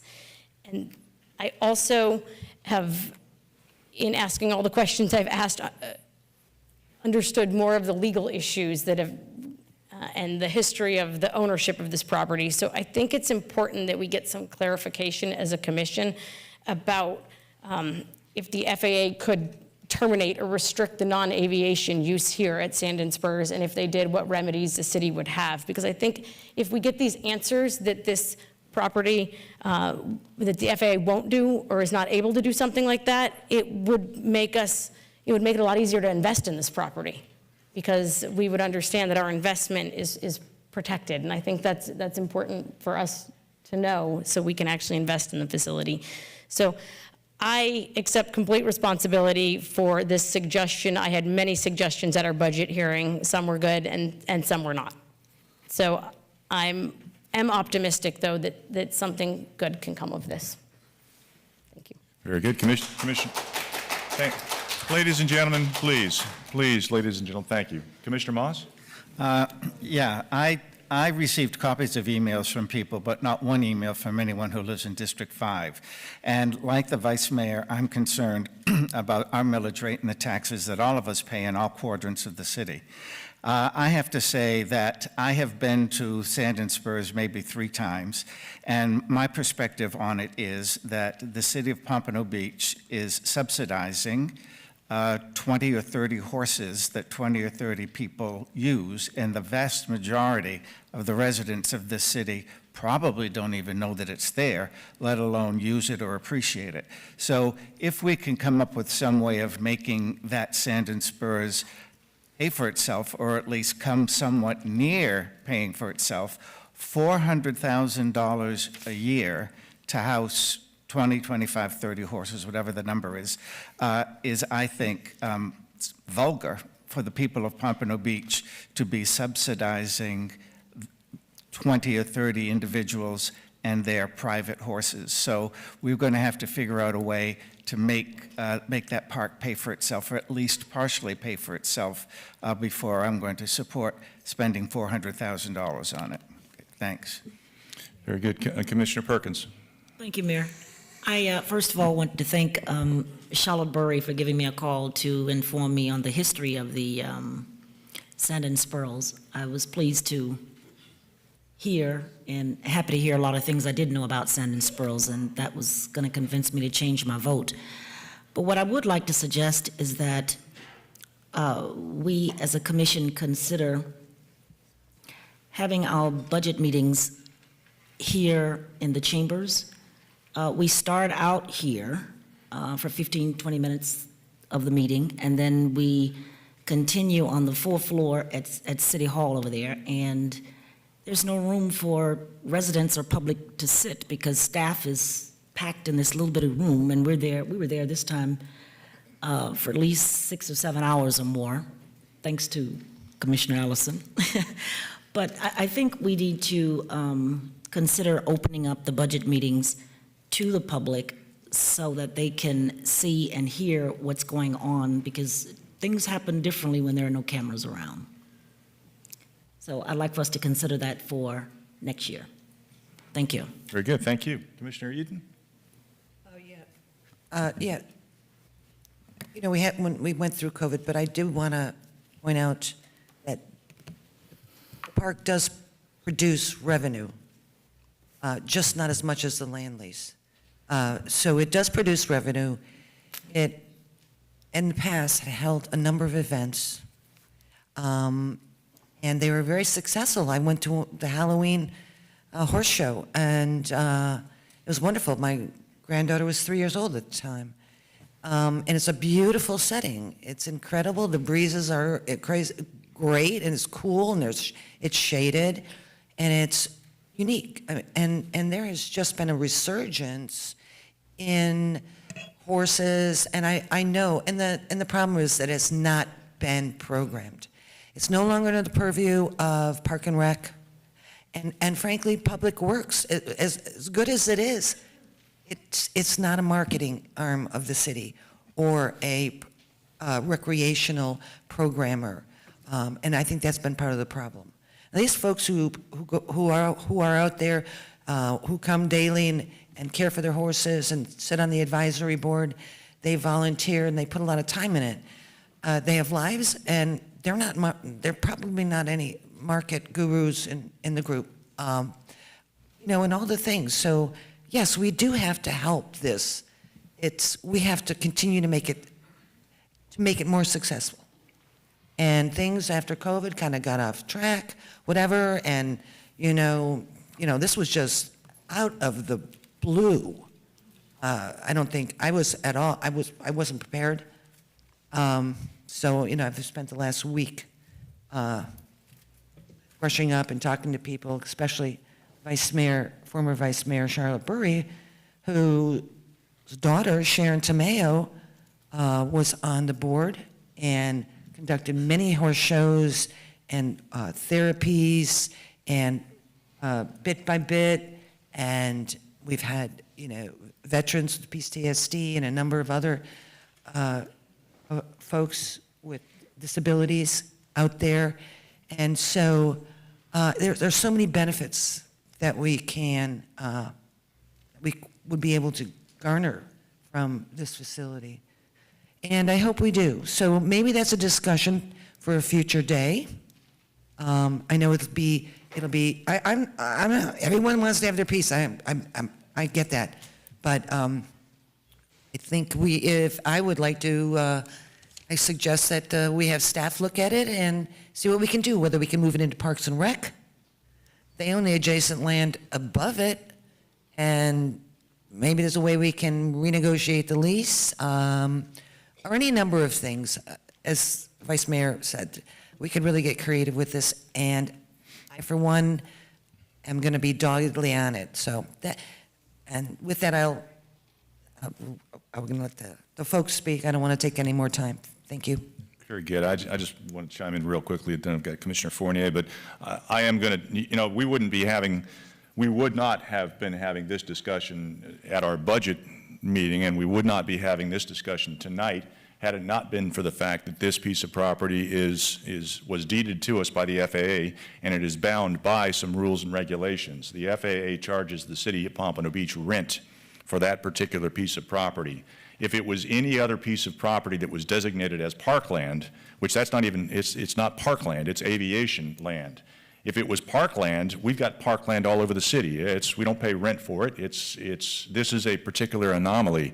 And I would ask Mr. Harrison to go ahead and send a letter to the FAA and revisit this issue with Sand and Spur Stables, that particular piece of land, and see if there is a way that we could purchase that from the FAA. I know that we purchased a lot of the lands around the air park many years ago under a former city manager. I was actually here at the time, and they wouldn't sell all of the land to us. We weren't trying to get rid of the air park. It was just the outlying, because actually originally the Public Works Complex, that was aviation property. Where the ball fields are, Four Fields Complex, that was aviation property. Golf courses, that's aviation property, or it was all aviation, but now it's currently half aviation and half owns, the city of Pompano Beach owns without restrictions. So that's the problem, is the rent that we have to pay the FAA. Otherwise, it would be a park, like any other park. Parks don't make money. It is a cost of doing business as a city, and Pompano Beach has great parks, and I think that distinguishes this city as a great city. And Sand and Spurs would be like any other park were it not for that lease payment that we have to pay every year. Because as Commissioner Eaton pointed out, it does. It produces revenue. The people who pay for their stalls, they actually pay every month. So we do have revenue coming in, but it nowhere comes close to paying that nut that we have to pay per the FAA guidelines. So, Mr. Harrison, if you could send that letter. Next, I've got Commissioner Fournier, then Vice Mayor, and hopefully we can go ahead and open it up to the public here soon. Go ahead. Thank you, Mayor. I wanted to respond to a few things. In a lot of my conversations with people, I've heard over and over some issues that have not been responded to in a timely manner at this facility. So I just want to say also that I do think this park needs some advocates up here, and I think you have a bunch of them now. So that's another hopefully positive that comes out of this. I wanted to agree that this park should be under Parks and Rec and ask the city manager to look into moving that into Parks and Rec so it has all of the support that our other parks do in terms of social media presence, programming, and everything else that comes with being under Parks and Rec. And then lastly, I was personally surprised by the lack of public input in our entire budget process. It's the first time I've gone through it. We are spending your money, and I do think that people should have a much bigger say in this leading up into the actually receiving the budget. So one of the suggestions I did make at the workshop was to have an additional budget workshop in 6 months, 5 or 6 months going into the next budget season, so we all have the opportunity to give input before the budget is just dropped on us in June. And that was something that we all agreed to. So I would like to also propose that that additional budget hearing is a participatory one in the chambers here where we have can listen to people and listen to what's important to them so that that can be incorporated into our upcoming budgets. Thank you. Very good. Vice Mayor? Yeah, I just wanted to agree with what a few different things that have been said. Like, I think bringing it to Parks and Rec, having more marketing and events and all that kind of stuff would be excellent to try and make it more inclusive for the rest of the city. Otherwise, I have to agree with Commissioner Moss that it's subsidizing 25 horses with no public ability to use or ride or do anything. And the discrepancy is not that little. For next year's projected cost of $377,890,000, the rent revenue is only projected to be $93,700. So it's a large discrepancy that we'll also need to discuss before we get into the next budget session, and would love the Sand and Spurs community also to come in and come up with ideas. You guys know your horses, you know what equestrian life is and where things can be brought in, how to bring it. I know there's a lot of different tournaments that happen, shows, outreach with special needs individuals that 501c3s come in. I think there's a lot we can do, but we definitely need to try and make up the discrepancy so that as a facility, because you look at some of not all the parks make money every year, but our amphitheater brings in money, our golf course brings in money. Certain things do to help offset costs of taxes, again, to keep as many tax dollars in taxpayer pockets as we can while providing the most awesome city there is to live in South Florida. So that's it. Very good. I just want to make sure everybody's clear. There's been some comments tonight from the commission, but also from the audience about the budget workshop that took place, about the fact that it was held upstairs on the 4th floor, limited participation perhaps, and things of that nature. All of our meetings are open. The meeting upstairs was open. We had the public at that meeting. In years gone by, there has been much more public participation at that meeting on the 4th floor. We have accommodated people anytime they show up. So the mere fact that we started here in these chambers at 9 a.m. on our budget workshop. We went through a process where we had a presentation, and then we went upstairs to the 4th floor, the city manager's conference room, and it was open to the public. So I don't want people to think that it was somehow done in secret or something. It's an open meeting. And I understand it appeared that there was not much public participation. There was not. I think there were 2 people that showed up at this meeting. And that's different than years gone by, which has, historically it's always been at 9 o'clock for as long as I can recall. And we have, in years gone by, had much more public participation with various people saying various things. And we always welcome that as a commission and as the staff. But this year we had 2 people. So it's not for lack of trying. And it is open. I don't want people to think this is somehow done on, in the shade or something. Mr. Berman, you want to add something? Yes, please, Mayor. Just to add to what you said, not only was it open to the public, it was noticed, and both locations were noticed. Yeah. It was posted, it was on all the information areas that we give that information out. So it was a duly noticed meeting open to the public. I didn't want to make a correction, so I'm glad you made that point. Thank you. Absolutely, yes. So at this point in time, let's go ahead and open it up to the public input on this, and the motion is to direct the city manager to keep Sand and Spurs in the budget as was proposed. And that's basically it. So please, come forward. Mayor, do you want me to call the speakers, or? Well, sure, yeah, you call the speakers, but it's going to be open to everybody, anybody who wants to speak. Just let them come up. Just let them come up, that's fine. Please limit your comments to 3 minutes. Thank you, and name and address for the record. Understood. My name is Tony Lee Clemesmo. I live at 2951 Northeast 11th Avenue, Cresthaven, Pompano Beach. Rhonda Eaton, good to see you. Along with Vice Mayor, Commissioner, City Manager Allison, Commissioner Allison, Commissioner Berry, Mark Berman. Sand and Spurs Stables was established in 1955 by the founding families of Pompano Beach. The purpose of the stables was to give horse lovers a place to safely keep and ride their horses. They knew that horses helped shape the character of our youth. Sand and Spurs Stables, in my opinion, is the heart and soul of Pompano Beach.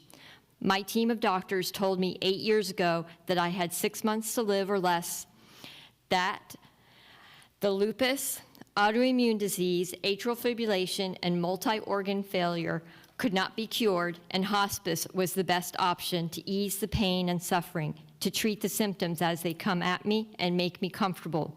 Being a retired pediatric nurse of 20 years, I understood what this meant. I was dying. My organs were shutting down, and my 85-pound body, wasted, was tired of fighting. The very next day, my extraordinary husband was on a mission to fix me. He took me for some fresh air at Sand and Spurs Equestrian Park. From the moment we arrived, I felt happy, not stressed out, and enjoying seeing all the pretty horses, trees, pastures, and wildlife. Jeff found Sharon Tamoy and asked if I could ride a horse. Jeff informed her of my health issues, and just like that, I joined You Can Ride Equine Therapy program. From the very first ride with my therapy horse, Princey, it was the most amazing ride I have ever had. My body was responding to moving, awakening, strengthening my muscles, feeling no pain. For the first time in a long time, I cried tears of joy, tears of gratitude to be able to ride this magnificent horse with the help of Jennifer Gross, Donna Height, a whole crew of volunteers. I finally felt like I'm not going to die. And my hope for a future was restored with a new healing team and a horse family. And then You Can Ride How to Retire. Ann Ward and Whiskey Girl graciously stepped up, helping me continue my path of maintaining my health, which I am 95 pounds now, helping me heal one ride at a time, and teaching me to become the best rider I can. Thank you. Go ahead and finish up. In closing, our founding families have gifted us with the foundation to grow, nurture, and preserve Sand and Spurs Stables. Please reconsider your decision to shut down Sand and Spurs permanently. Let's find a better solution or compromise that will benefit the community, the horses, the riders, and the animals, and this unique park. Thank you very much for your time, your interest. Thank you. Appreciate it. Thank you very much. Thank you. Next speaker, please hold the applause. No applause. Next speaker. Good evening, Commissioners. Charlotte Burry, 1100 Northeast 23rd Court in Cresthaven. I really wasn't going to come before you to speak tonight, but there was a couple of comments made throughout this room and from the Commission. Sand and Spurs is not a private park. It is a public park. Anyone can go there. I beg to differ with you, Commissioner Moss, that people from Palm Air have been out at Sand and Spurs to horse shows and were amazed at the beauty of the place.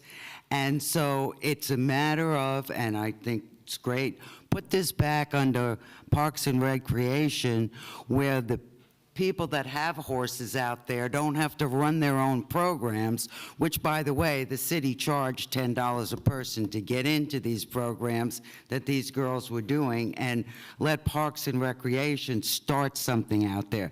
There are little kids out there that go out there and feed these horses carrots. Nobody sends them off this property at all. And there is therapy riding. There is veterans that get therapy riding. And all this because of a horse. And you cannot just put a horse anyplace. And I would suggest, and 12 years on the city commission, every time I asked about the money for Sand and Spurs, I was told, well, since it's not aviation, we have to pay this money. I think it's time that you all become lobbyists and go after the FAA and tell them that this outrageous amount of money for a 12-acre little square is unconscionable. It really is. And they should give in a little bit. Going back to when I was city clerk, I think I typed the Air Park master plan 25 times. And people are all nervous about the FAA. Well, I think it's time the FAA gets a little bit of humanity in them instead of looking for a lot of money. And please, don't shut this park down. Just make it better. Thank you. Thank you. Appreciate it. Next speaker. Good evening. Fred Siegel, 289 Southeast 4th Avenue. I'm the president of Broward County Farm Bureau and also a supervisor of the Broward Soil and Water Conservation District, and also one of the authors of Broward County's Large Animal Disaster Plan. Sand and Spurs has been a history portion of Pompano Beach. It's been there for over 60 years. Horses in this county are increasing in number. There's currently about 14,000 horses in Broward County. Sand and Spurs is the only equine facility in the northeast portion of the county. The people that are stabling at Sand and Spurs are paying a fee for stabling there, so it is generating revenue. I went online to try and look up some of the information on Sand and Spurs. Interestingly, found the codes of the city that deal with Sand and Spurs are under Parks and Rec. That's where Sand and Spurs should be, is part of Parks and Rec. So people who are experts in recreational activities and in developing the programming for them have the ability to give the input and do that. You have had hundreds of people in this community that have benefited from the therapeutic riding programs at Sand and Spurs over the years.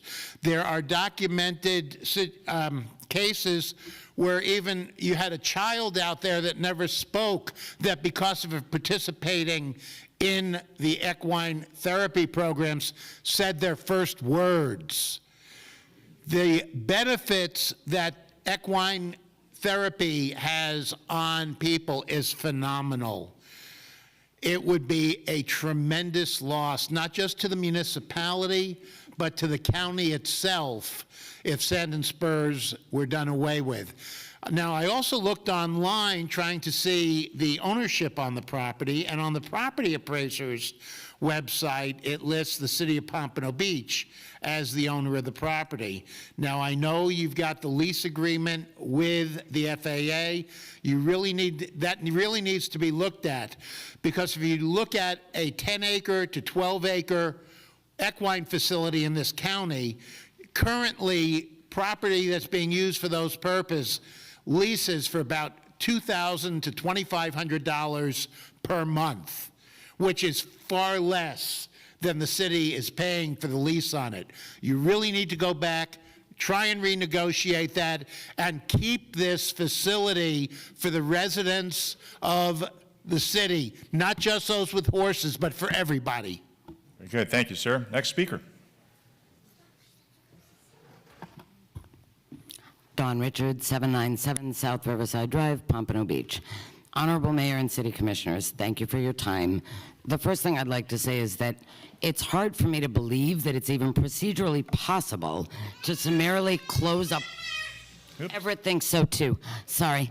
That it's even procedurally possible to summarily close a park in a budget meeting. That is appalling. And I would suggest that we look at at some sort of ordinance that says that closing of parks has to be properly noticed. Anyway, the scene, Derby Day at Sand and Spurs around 2017. My granddaughter, Emma, was 3 years old. We took her to what was an annual event at the park, everyone dressed in their best Kentucky Derby finery, hats included, and pony rides, of course. Many 3-year-olds are not thrilled once they actually get on the pony, but Emma refused to get off. I asked about the minimum age for the You Can Ride program. Sharon Tomeo, who's been mentioned earlier tonight, said, well, generally 5, but bring her and we'll see how it goes.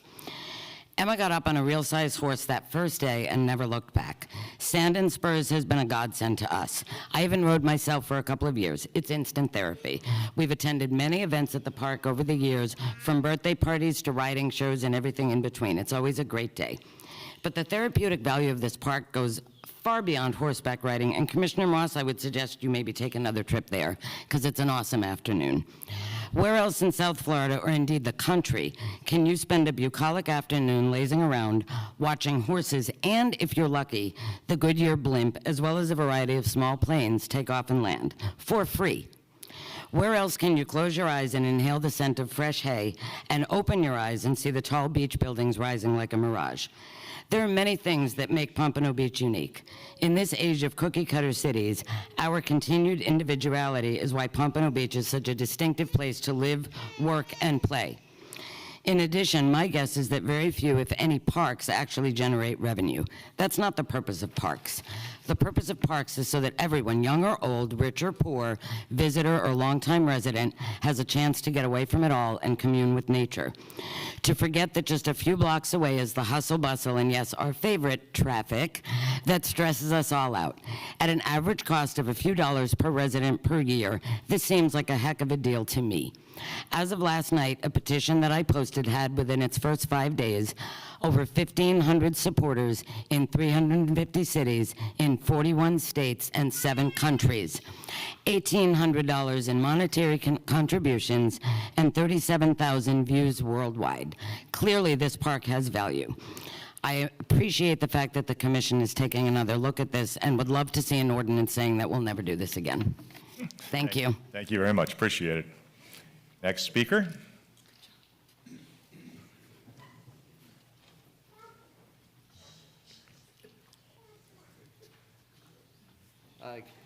Good evening. Mike Grossman, primary residence is 391 Southeast 14th Avenue, right over here in Snug Harbor. Commissioner Eaton, thank you very much for understanding the value and the get-go of Sand and Spurs. Commissioner McGee, thank you for being willing to revisit and discuss it. Commissioner Fournier, who I voted for, I'm glad you are going to change your ways and your opinion about it. And there's a lot of people that signed petitions that I think you probably feel the same way. So thank you for doing that. Commissioner Moss, I don't know what to tell you. So here's the thing. The thing is that we can talk about this for 45 minutes and still not run out of material. There's people behind me that have a couple of stalls. Actually, there's one family that has a couple of stalls. There's others that have other stalls in there. There's a little girl here that chooses to live in Pompano instead of with her father in Coral Springs, where she actually had horseback riding lessons. But because one of the families here allow her to engage in the horses, she lives here with her mother. So it really does affect, it's not just the owners of the horses, it affects the community. And the other thing is that I'm a real estate agent, and I've been for 110 years. So we all know what Pompano used to be. We all either were born here, live here, and we live here on purposely, and we love it. But unfortunately, quite often, people coming from outside or other parts of the state would come through Pompano for many years and say, geez, it's like the armpit between Fort Lauderdale and Lighthouse Point. And it was awful. You know, it was just quiet and tired. But then you start saying, look at our wide beaches. We have an inlet. We have a fishing pier. We have an equestrian area. They go, you have horses? They may never want a horse, but I'll tell you, their kids want to go look at them. So it was always something that was a good marketing tool, even if they didn't physically use it themselves. Once they knew it was there, though, I can tell you, a lot of families do go, and the problem is a marketing problem. Somehow, nobody knows it exists until somebody tells them that it exists. And that's kind of, you know, that's a mistake that we need to look into. It's a marketing problem. But you let more people know about it, more people will definitely exercise their right to use it. I know there's a charity in Plantation, a horse charity, that there's a lady in Lighthouse Point that runs it. Her name is Mariah Gorman, and I can get her in touch with you. If Pompano could expand enough, they would move the horse charity here. There's such a demand for this, but unfortunately, little by little, the facilities are going away. The Coconut Creek has been developed in certain ones. This is the last east side, and thank you for teaching me, you know who you are, the last east side equestrian city that we can talk about and enjoy. And even if people don't directly use it, they love the fact it's here. And I just needed to come up and say that. And thank you, commissioners, for visiting this, revisiting it, and hopefully you see the value. Thank you for your time. Thank you. Appreciate it. Oh, one last thing, because I know there's always a revenue issue. Quickly. Yeah. Go ahead. My properties that are not homesteaded, well, they've all doubled. So where's the money going as far as property tax? Very good. Thank you. Next speaker is. So I'm Jerry Bowman. I live in Pompano Beach at 717 Northeast 3rd Street in Old Pompano. Honorable Mayor, Commissioners, and other dignified administrators. I've been on the board of the Sand and Spurs Stables for 45 years. And I've seen the good times and the tough times, but I agree with everything that's been said tonight. And this is probably a good thing that this came up, but I was blindsided with the idea that you could destroy a resolution and the ordinance that provides for that facility. And I was, over the years, disappointed that that facility, that park, was put into the Public Works because of the intensive maintenance requirements there. But what we did was destroy the programs for a going active park that had the interest of 50 horse owners. The stables had 55 stalls at one time. And my daughter, for 5 years, had a horse at Sand and Spurs, and that was the reason that I went on that board when she was 12 years old, but she's 58 years old now. You just can't believe how many stories of young people in Pompano Beach that have experienced riding it, even though they don't own a horse. You can't say there's just 35 people that enjoy Sand and Spurs. They have friends, and friends love to go ride other friends' horses out there. It's also boat owners know how much their friends love to ride their boats. Anyway, the benefit of that park has been so prevalent in my life and our friends around us. My friend Merrill Pridemore started that facility in 1955. And at that time, even before that, they were riding there. So it's been there more than 60 years, 68 years. And I just can't tell you how much our family and those friends I know and people I don't know even, but a facility like that brings people to this town. And amenities in any town are why you move to a town. And I can't believe that the commissioners sitting on this dais voted to defund that or take away the funds, but it may have been a good thing because now we have a discussion, and I've heard the commitment of every commissioner here. But when you've had millions of dollars being spent on the parks in your district, and there was no funding over the years for that park, perhaps because it was in Public Works, and no criticism to Public Works. I've sat on that board, and I know how difficult the discussions have been over the years to do things there. But there was apparently no money and no funding, and we exist today but we're at your mercy now. And I hope that because many pets have become the friends of their family and they become part of the family, that you'll befriend a horse and let them become part of our family. Very good. Thank you, sir. Appreciate your service on the board as well. Thank you. Next speaker. Just name and address. Joanne Nelson, 2250 Northwest 28th Street, Fort Lauderdale. I initially was not going to speak because I felt my other bar members would have everything to say, but I feel like I am a little acquired to say something. I've been at Sand & Spurs for about a year. Me and my mom recently moved from Davie. We used to board down there, and since the time and the travel was very inconvenient, we decided to move to Sand & Spurs. It's been a very eventful experience boarding over there.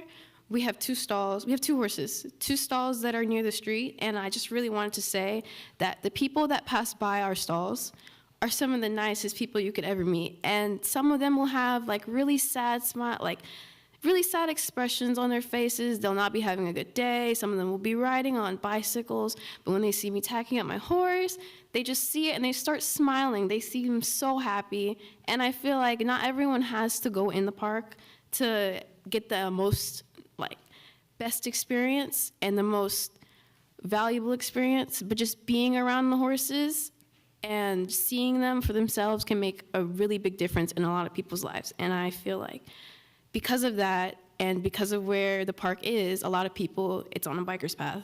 A lot of people can see the horses and their days can get improved. And it's really nice to see that people who are passing by are like, oh, I really love your horse. It's so pretty. You know, it's nice to see them have good smiles on their faces. I've been riding since I was 3. I'm a show jumper. And I can tell you that just being around my own horses, I've gone through my own struggles in life, and I feel like that they can really help a lot of people. And I do really agree with a lot of the commissioners where they say they can increase the ideas and to increase the park's revenue and give back to the community. That's all I have to say. Very good. Thank you for that. Appreciate it. Yes. Next speaker.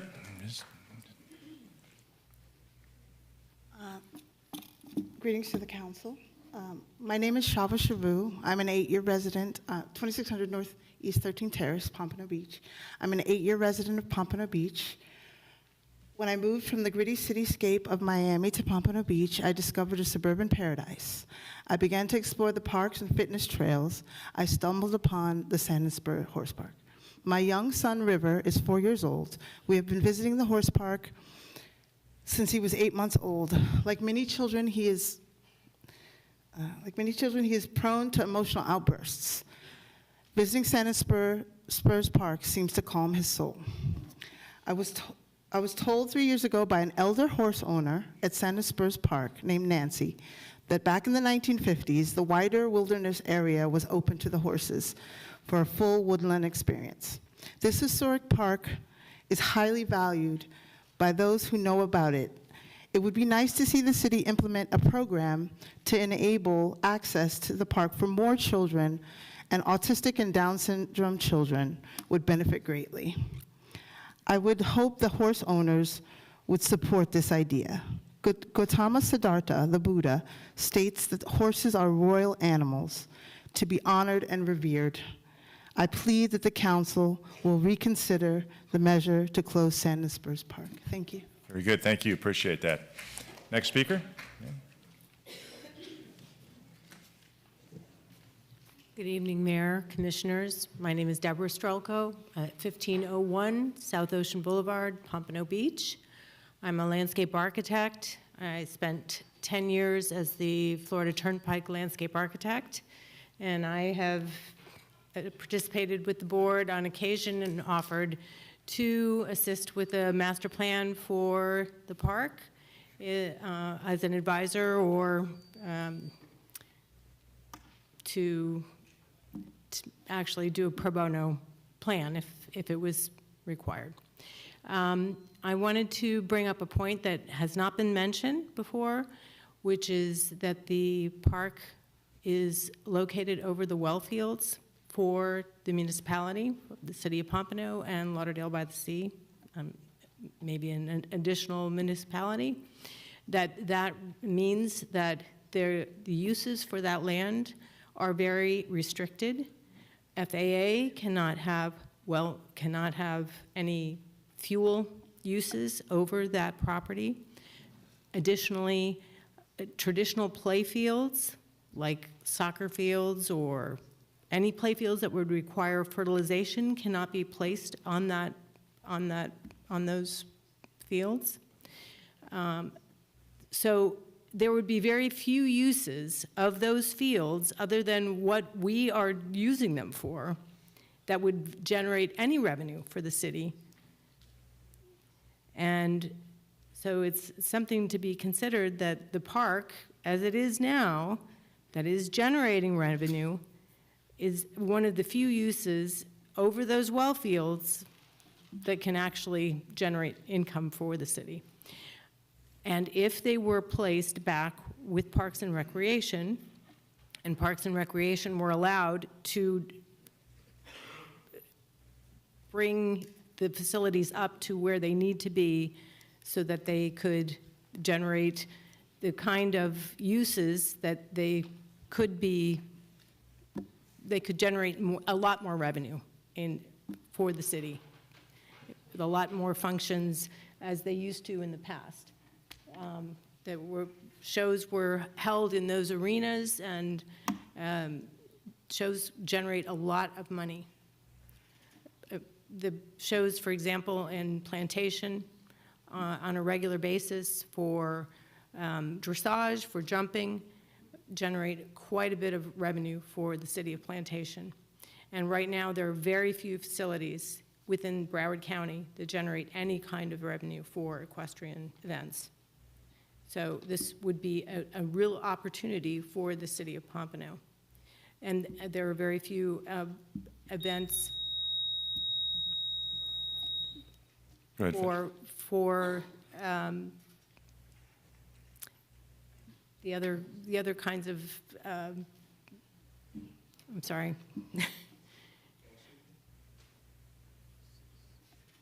For equestrian, never mind. Thank you. Very good. Thank you. Appreciate that. Next speaker. And just real briefly, before the next speaker gets here, I just want to make sure everybody's clear. The reason that we have to pay this rent that the FAA mandates is because it is used for non-aviation purposes. So if we put a football field there, we'd have to pay the rent. If we put a soccer field, we'd have to pay the rent. If we put a runway there, we wouldn't have to pay any rent. But the intent behind the action that was taken, that we're talking about undoing, but the intent behind the action that was taken was to cease the non-aviation use, which would end the payments that we have to make per the FAA. It was not to repurpose the property for some other use. It was merely to stop the bleed, so to speak, with the exorbitant fees we have to pay the FAA. So it's not like we were going to shut it down and then put something else there. It was just basically we've got to stop the non-aviation use, and that would stop that bleeding. I just want to make sure everybody was clear. It's not like anybody was proposing doing something different with Sand and Spur Stables. It was simply going to be to shut it down so we wouldn't have to pay the money to the FAA. Go ahead. Next speaker. Thank you. Thank you. Hi, Mike Skaversky, 1630 Southwest 5th Avenue in Pompano Beach, Florida. I am for the Sand and Spurs, and I am for the pickleball courts, both. So we've got somebody up here for both, and there's plenty of things that could be cut out. I'm glad that that was your idea to put the pickleball courts in there, because I originally wanted pickleball courts or basketball courts. It could have gone either way. But we have so many things that we could cut out. RMA. We don't know what the heck they're doing. They just turn in pay. They need to come in here and tell us exactly what they're doing for the people of Pompano Beach.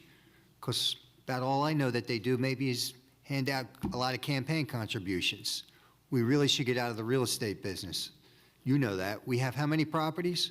Over 600 properties we own that no longer pay taxes in the city of Pompano Beach because we bought the properties. Some of them we've owned for years on end.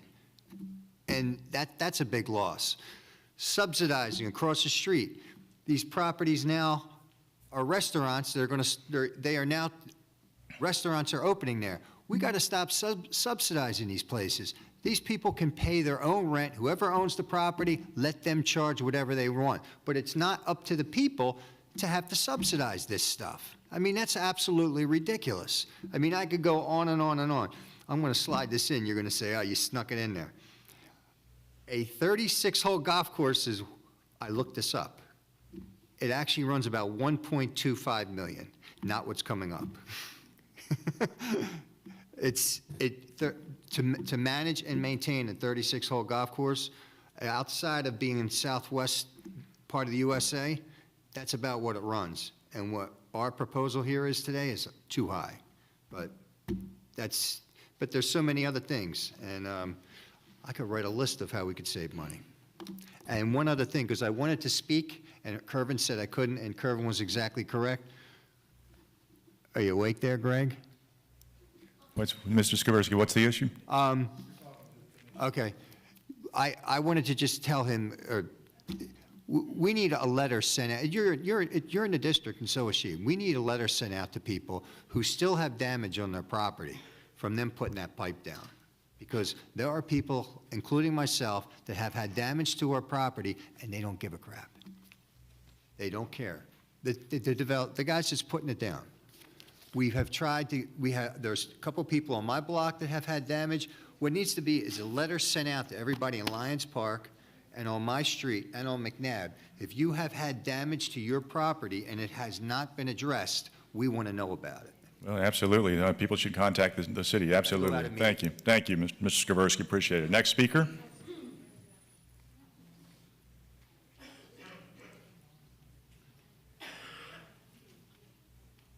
David Hall, 290 Southeast 8th Court. I don't think the commission had the boots for the kind of stuff they're stepping in, trying to close Sand and Spurs. Pretty shocking. That being said, I don't know really much about horses. I've lived here for part of 3 decades, and I think I've been out to Sand and Spurs 10 times, mostly passing by to do the free tree giveaway and things of that nature. But I will say, it's pretty easy off the top of my head. I was talking with my kids, things to do to absolutely activate the park so that we can generate revenue. It's mind-boggling that we would close a park, and I'm all for development. Everyone knows it, right? I agree with some of the folks who came up here and said that Pompano wasn't what we are today and hasn't been for many decades. So I'm all for developing it, but parks are something, you listen to the young lady talk about what it does for her, and then the other lady who had the lupus and what it does. So I think we should all do these things for parks. But the impetus for all of this conversation really came from taxes and trying to find a way to nickel and dime our way through the budget and to cut something that is fractions of a fraction of a percent of our budget when there's so many other things we can do to save the citizens money. We talked about today, you talked about, Commissioner, subsidizing and on the backs of other folks here in the city, subsidizing something that doesn't generate revenue in a park that costs so much money. Well, it's our tax money, right? It's our tax dollars. Charity begins at home. So if we have to scrimp and save with all the development that's coming in, and as Commissioner Eaton said, let's wait a year, because revenue is being realized, and let's not look to do forever things when we don't have to. We give away how much, we donate our tax dollars, how much every year in charity? $300,000? $500,000? If we have to look to not raise the millage rate to save taxpayers money, stop giving to charities $500,000. Stop doing it until we can afford it. Cut it out, because that's saving us taxpayers money. So don't give away another dollar to any charities until we can actually balance the budget or do whatever we need to do with the budget, so you're not putting the burden on the taxpayers with new taxes or closing parks to find a way to do it. I yesterday did a golf tournament at Coral Ridge with the mayor of Broward County. He was there for epilepsy. I donate my time in the city of Pompano Beach for police and firefighters, as well as my church and my kids' school and the group I belong to. I donate hundreds of hours. So it's not that I'm anti-charity. Just let's make sure we're doing things with our dollars that make sense versus just giving it away when we have to look to do something that's fractions of a fraction of a percent that the park cost us. Very good. Thank you, sir. Next speaker.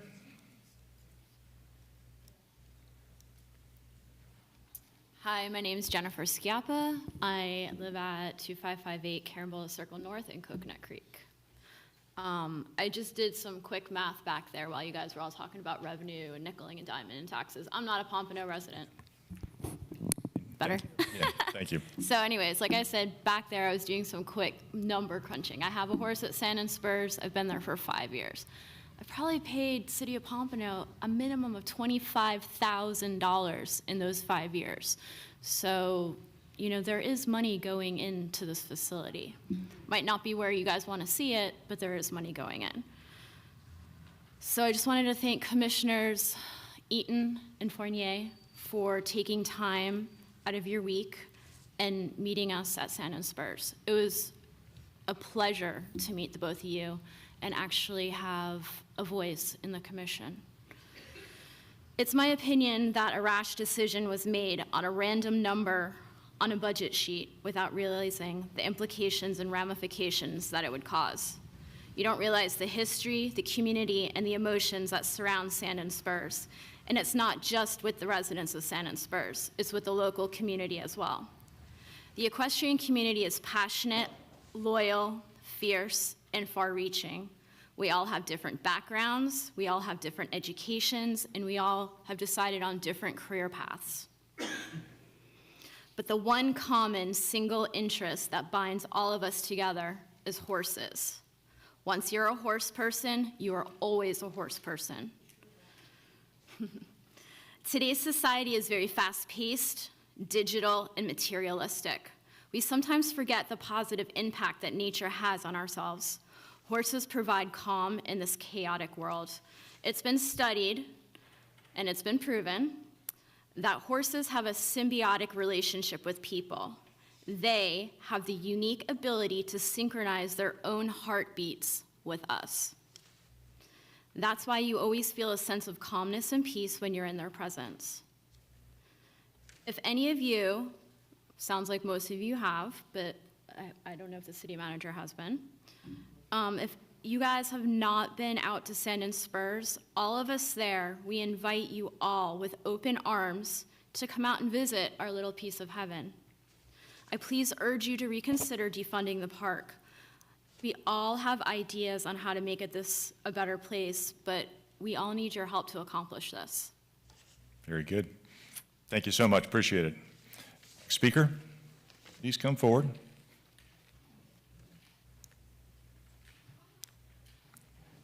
Take your time. Just name and address.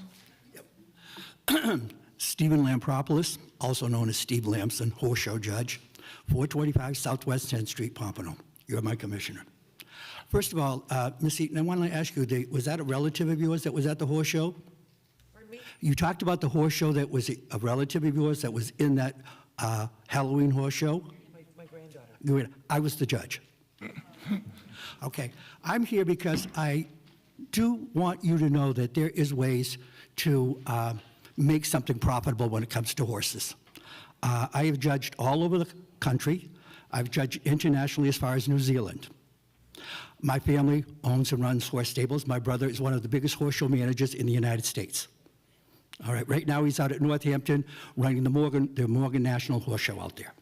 All right, there's a town called Northampton that hosts this event, and the whole town comes out to see it. And when I moved here 7 years ago, I started driving around the city to find a horse facility. Couldn't find one. Took me about a month, and then all of a sudden, I discovered Sand and Spurs. And when I need a horse show fix, I drive out there and just sit there and watch the horses. All right? Now, you can make money with horses. I judge in Ocala. I see the money. So there are many ways to do it. And what I would like to offer the commission, and any commissioner that wants to do it, I will leave, they have my name and phone number, and I will be glad to sit down with you and give you ideas of how to make money and make it profitable. But the one thing that you have to keep in the back of your mind, these people can only pay so much money when it comes to stalls. There have to be other ways to bring in income. Okay, thank you. Thank you. Appreciate your offer, sir. Well, I think we'll take you up on that. Next speaker. Hello, my name is Ann Ward. I live at 1280 Southwest 4th Terrace, Pompano Beach, Florida, 33060. I wrote a speech, but I think I'm going to skip it. And I want to just talk to Commissioner Moss. There are a lot more people that benefit from the park than just 25 renters. I personally am a trainer there. I give lessons to a lot of kids from all over. I started riding there when I was 8 years old. I'm now 32. And I didn't have a horse until about 11 years ago.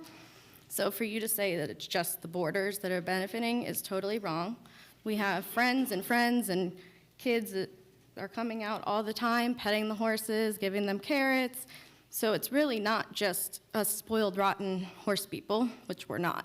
We're a different type of people at this barn, where other barns are super intimidating. You have to get dressed up in your fancy breeches. We're not like that at all. We're like a family. And thank you for being open to, there are ways to make money, but there needs to be some improvements with the barn. So we could all meet, talk it over. It's better. I'm not a good public speaker, so thank you. Very good. Thank you. Appreciate that. Next speaker. Just name and address. I'll try to make it quick. Sure. My name is Chuck Mirbito. I'm a former member of the Sand and Spurs Advisory Board. I don't live in Pompano anymore, but if I get the Mega Millions tonight, I'm going to buy some stalls. In 1987, I worked for a yacht builder on Northeast Fifth Avenue. I drove by Sand and Spurs every day on my way to work, and I never had the slightest idea what it was. I could see there were horses there. I've been fascinated with horses my whole life. And turns out that one of the carpenters at the yacht place, he and his wife had 2 horses at Sand and Spurs. And I knew where it was, but I didn't know what it was. He invited us to go ride his horses, and we did, and that was it. We decided we were going to make $1 million, we're going to buy some horses, we're going to train them as jumpers, and our fortune would be made. Well, it didn't work out exactly that way, but we ended up with 3 horses, and we put on a horse show in 1997. And we had about 75 of the local horse trainers, owners, and everybody else that showed up. We decided to have it at night so that we could capitalize on the lights that are just fabulous, actually, for a facility like this. We put on the horse show. We had over 75 people show up with horses, and we gave away money, not very much, but we did this 3 months in a row at night.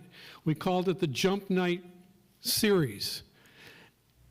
Wellington now copied us, and now they have what they call the Jump Night Series. It's on a Saturday night, and this is what we did with our shows. The point being was that I didn't know what Sand and Spurs was until somebody told me. All of these horse show people that came to our horse shows, they were astonished. They didn't know Sand and Spurs existed either. And these are horse people, and they're all out in, Cooper City, Davie, Wellington, you name it. There's no place that you can keep a horse in Florida, this close to the ocean, anywhere else except Pompano Beach, Sand and Spurs. Leave it alone. Oh, one more thing. It does not thrive under the Public Works. It needs to be in the Parks and Recreation. Drive in there and you'll go through a mud hole that's just embarrassing. And it's been there I've been back for a year riding my bike around the track. And it's in terrible condition. And, they take good care, they cut the grass and everything, but there shouldn't be a mud hole at the very entrance to the park. Thank you. Thank you, sir. Appreciate it. Appreciate your service on the board also. Next speaker. Hello, my name is Rhonda McNeil. My address is 2720 Northeast 6th Street, Pompano Beach. I've lived here longer than I care to say. I'll embarrass myself. My husband, Don McNeil, is a very active member with your board. He works very diligently in the community on both the Airport Advisory Board. I myself am a former member of the Sand and Spurs Advisory Board. I did have a horse. I did maintain my horse out at Sand and Spurs. It was a fabulous facility. It still is a fabulous facility. And I came here to speak about not being a problem to what's going on out there, but a solution. And I am openly and publicly volunteering my time to put forth into any solution that we can come up with, be it marketing, be it volunteering to work with the horses. I have a lot of experience doing that. I have worked over at Tradewinds Park as a volunteer with their 5013C, so I'm available. Very good. Thank you for that. Thank you for your service. Next speaker. Mr. McNeil. Don McNeil, 2720 Northeast 6th Street, Pompano Beach. Mayor, commissioners, a lot of interesting stuff has been said tonight. The big issue that I see, and you hit the nail on the head, is to get this property into ownership by the city. That's long and laborious. It's not going to be easy to do. It's going to be involved with the city manager and city attorney. And it's also going to cost a little money. There's no doubt fair market value on 12 acres is going to be probably $6-7 million. On the other end of this park is generating somewhere around $150,000 in revenue from the leasees at about $400 per person per month. And right now it's down to 30 occupants. At the highest, I think it was 67. We were there with our own facility, and it was in the 50s. So it has the potential to draw $500,000 a year, which would in turn, if it was with Parks and Recreation, that would be money rolled back into Parks and Recreation. So the well issue, the well fields, is always going to be a problem. It's going to be a problem for the airport. It's a problem that's out there. I mean, it's just, you're not going to be able to contaminate the wells, which is going to be an issue regardless of how the airport may look at that property. And being on the advisory board, strongly suggest that maybe we start the ball rolling. You can take it through the advisory board, run it into the commission, and then petition the FAA. There's a long, laborious, it will take, last time, what did it take, about 18 months, maybe 24 months to get it at a package deal that was well below market value. So hopefully we can do something like that, save the park, which it is kind of a special place, and make sure it gets into Parks and Recreations, marketed correctly, so that people know that, hey, there are grills out here. You want to come out here and picnic with your kids and have a beautiful place. You got an airport, got airplanes to watch. You got the Goodyear blimp, as easily said, and you got horses. And it's a very peaceful place. So that's what I have to say. I thank you for your time. Very good. Thank you, sir. Appreciate it. Appreciate your help. Next speaker.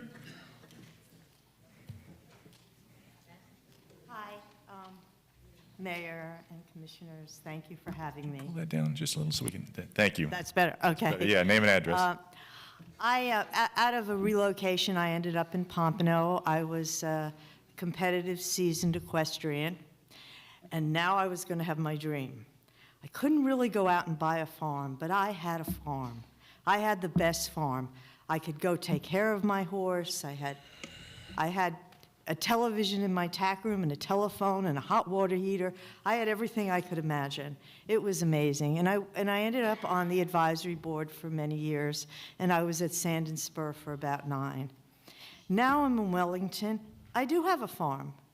But the amazing thing is there is such opportunity that's not being tacked on in Wellington.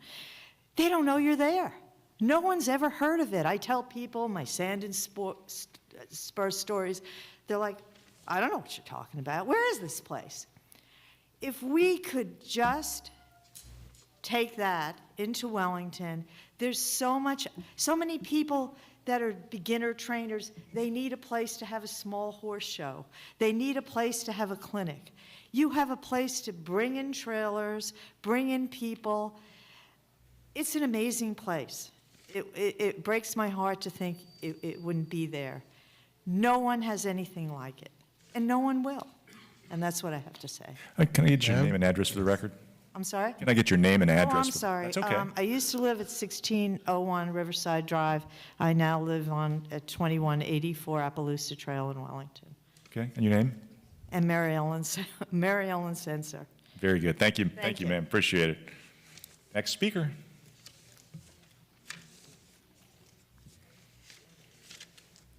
Good evening, commissioners and mayor and vice mayor and city manager and also the city attorney. I appreciate the opportunity to be here this evening. My name is Amy Vero Hobb. I live at 410 Northeast 5th Avenue in historic Old Pompano.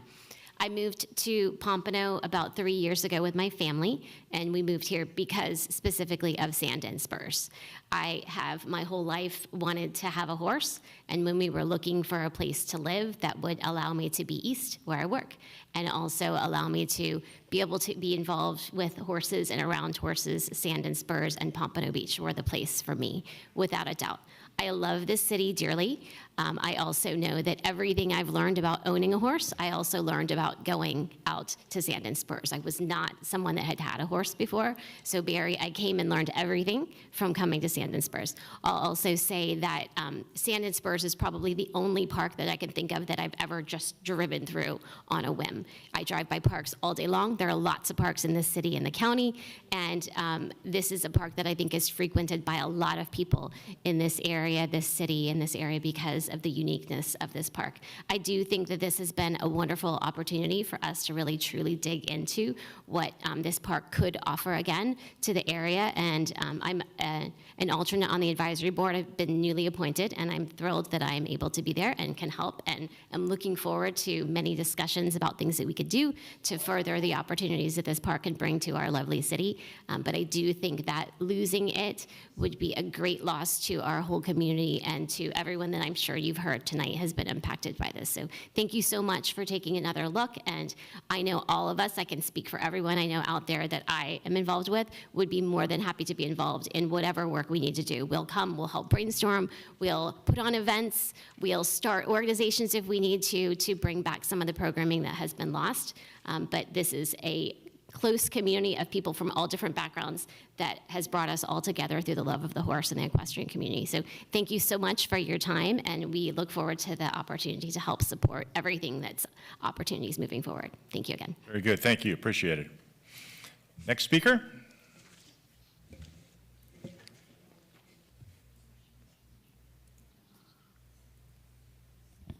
Hi there, my name is Marcia Keel, 732 Northeast 7th Street, Pompano Beach. I've been a resident of Pompano Beach since 1956. My first horse I got at this stable was 1966. My neighbor was Pamela Lamont Ernie Crosser, who was a commissioner on this board. In 1957, I think I sent you all copies of the 1957 where the city of Pompano Beach Commissioner Smoke donated 5 acres to build a show ring at Sand and Spurs Stable. I've heard all the problems. I've been involved with the advisory board since 1988. Okay. I've suffered all these problems with you. The well field, the contract with the FAA. Okay, I've gone through the contract. I showed you discrepancies in the contract with the acreage. Okay, the elephant in the room was the rent. When I first rented my stall, I paid $11 every 3 months. And we still had problems collecting $11 every 3 months. Okay, currently I am the Sand and Spurs Advisory Board Chair, and thank you for putting me there all these years. But I have to say, we can work on cutting this budget there are people that come out that would be interested. Commissioner Skolnick, who I took out there many years ago, did not even realize how wonderful it was out there. Oh, he was blown away. There were so many people that never came there that were blown away when they saw what we did and how nice it was. You know, it's crazy out here, but you know what? You get over there at the stable, and I think Commissioner Eaton and Commissioner Fournier saw that quiet out there, even with all the noise going out there. Beverly, I don't know if you've ever been out there. Have you? Commissioner Perkins? Go ahead. Go ahead, Ms. Keel. Okay, if she's ever been out there, Andrea, have you ever been out there? I know I talked to you over at the rec center several times, but I don't know if you ever came out. I know Rex was out there because Rita jumped all over him, and I got a nice letter saying, "Who's that woman?" Well, Rita ran that place, and we seem to save some money, but right now we really need to talk about getting this place redone and looking at all this money that's going here and here. And what services are we receiving? Can we cut with these services? Personnel. You know, there's lots of ideas, but I don't want to, I mean, you've heard my ideas. So I just want you to keep it open. I mean, Thank you. 68 years old. Come on, guys. Thank you very much. Appreciate your service on the board also. Thank you. Next speaker.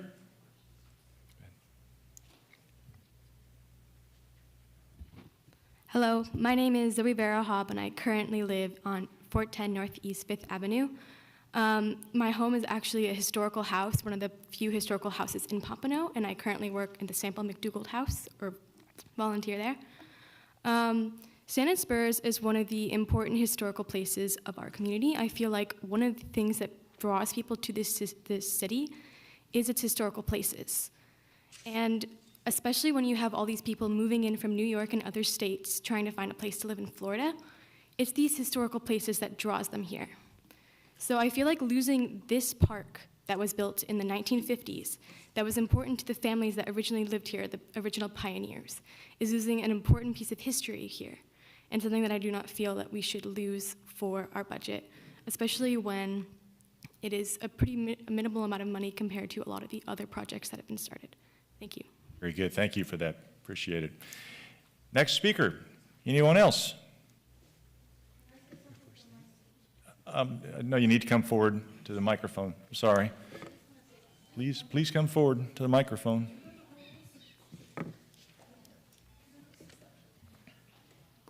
Just name and address. Cheryl Rowley, 610 Northeast 3rd Street. I'm glad you all came to your senses. But I just want, I don't know if anybody knew, like, from this, I got a little bit of history from one of the women at the thing. And before it was Sand & Spurs, it was the Kiwanis stables. So it's been stables prior to 52, it was stables. I haven't gotten the year that that was built yet, but I'm looking. But it was stables before that, so it even has more history than we realized. Very good. Appreciate that. Thank you for that information. Any further input from the public? Please come forward.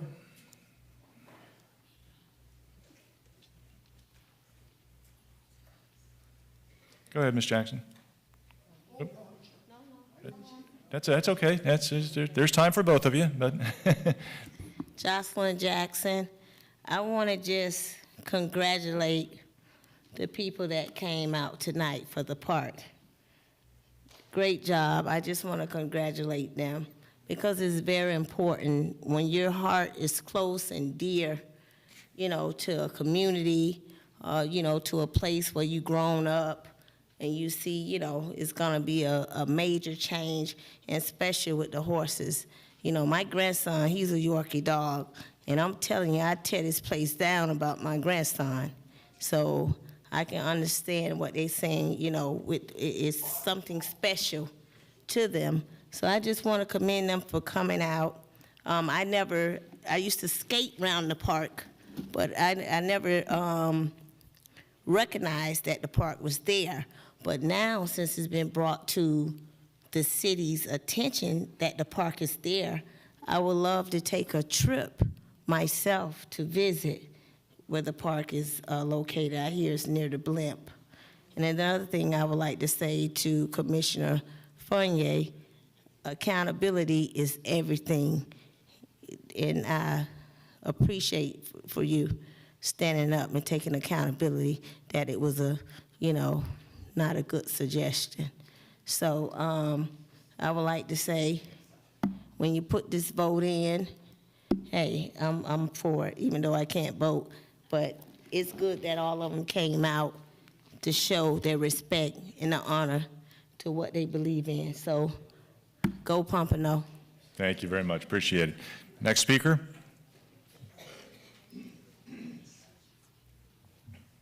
Just name and address for the record, please. Dennis Bancroft, 601 Pine Drive. Over a week ago, I read on Nextdoor this whole Sand and Spurs thing, which got my interest. So I asked one question on the street. How much does it get used? It was never answered. That's why I came tonight. I'm very curious because, boy, was there a lot of comments. And boy, did we hear a lot tonight about Sand and Spurs. The greatest thing I heard tonight was Commissioner Fournier admit maybe she needed to think more about this and change her mind. I too, after hearing this. The worst thing I heard tonight was, let's keep Sand and Spurs and get rid of some pickleball courts. I play every day, and I played when there were 5 courts here. 5 courts went to 7 courts. 7 courts went to 12 courts.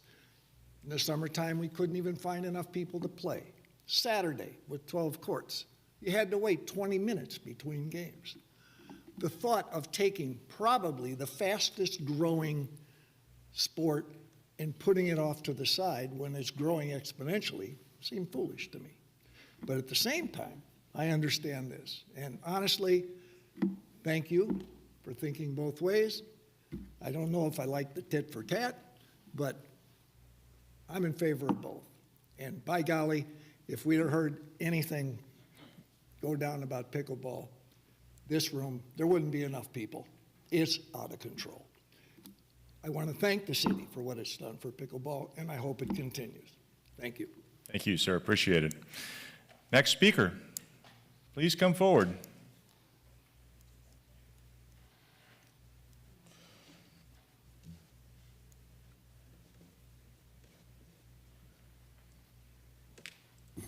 My name is Sandra King, 124 Northwest 15th Street. I am elated to see the energy from people that are passionate about what they believe in.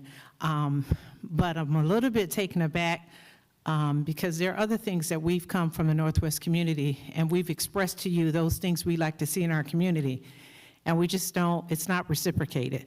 So the same way that you're very concerned and that Mr. City Manager took into context that people called and they complained and they voiced their opinion about their concerns and how important Sand and Spurs is to them, our community is important to us as well. But we're still waiting on so many things to change, Mayor, Mr. City Manager, in our community.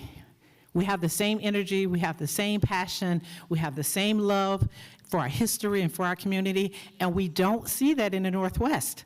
And I stand here time and time again, and it's not fair. And I don't want it to be discriminatory, but it seems like it is. And so if we don't want it to be that way, then there's so many changes that need to be made in the Northwest. You came a few times and you met with us at EPAT Larkins, and I love that. I love having an opportunity to speak with you, not on the dais, but to speak to you, to voice our concerns about things we need in our community. Sand and Spurs, that's what they like. They love horses. Have at it. I'm happy for it. I just want to be safe in my community. I just don't want my parents' car gone when they leave. I just don't want my mom to be shot in her driveway. And I've said these things time and time again. We want someone to come work with us, and we want to see the same energy, and we want the city manager to find the same monies that he found tonight to help Sanders Spurs. We want him to find those funds and help us to bring our community back to what it once was, the community, the Northwest community that we love. It's one Pompano, but it's not really. There are two Pompanos, and I wish that would change. Thank you for listening. Thank you. Thank you so much, Ms. Thank you, Ms. King. I King. appreciate that. Next speaker.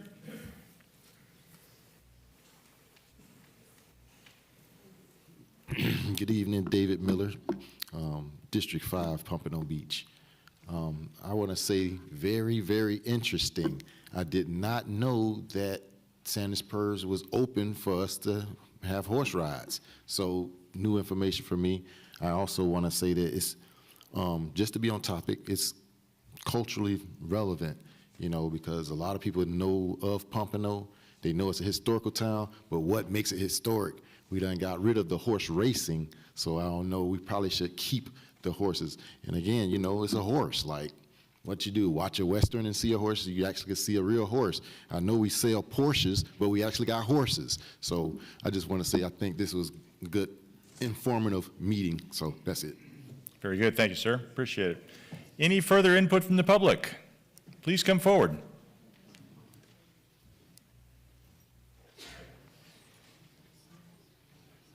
Good evening.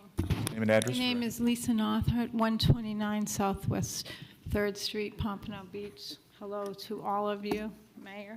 I want to thank you, Rhonda Eaton, for coming out and seeing us and standing up for us. I am a boarder. I want to just, you guys have gone over so many things, all of these people. I just want to go over that Mr. Moss basically said that these 25 animals we're not supporting.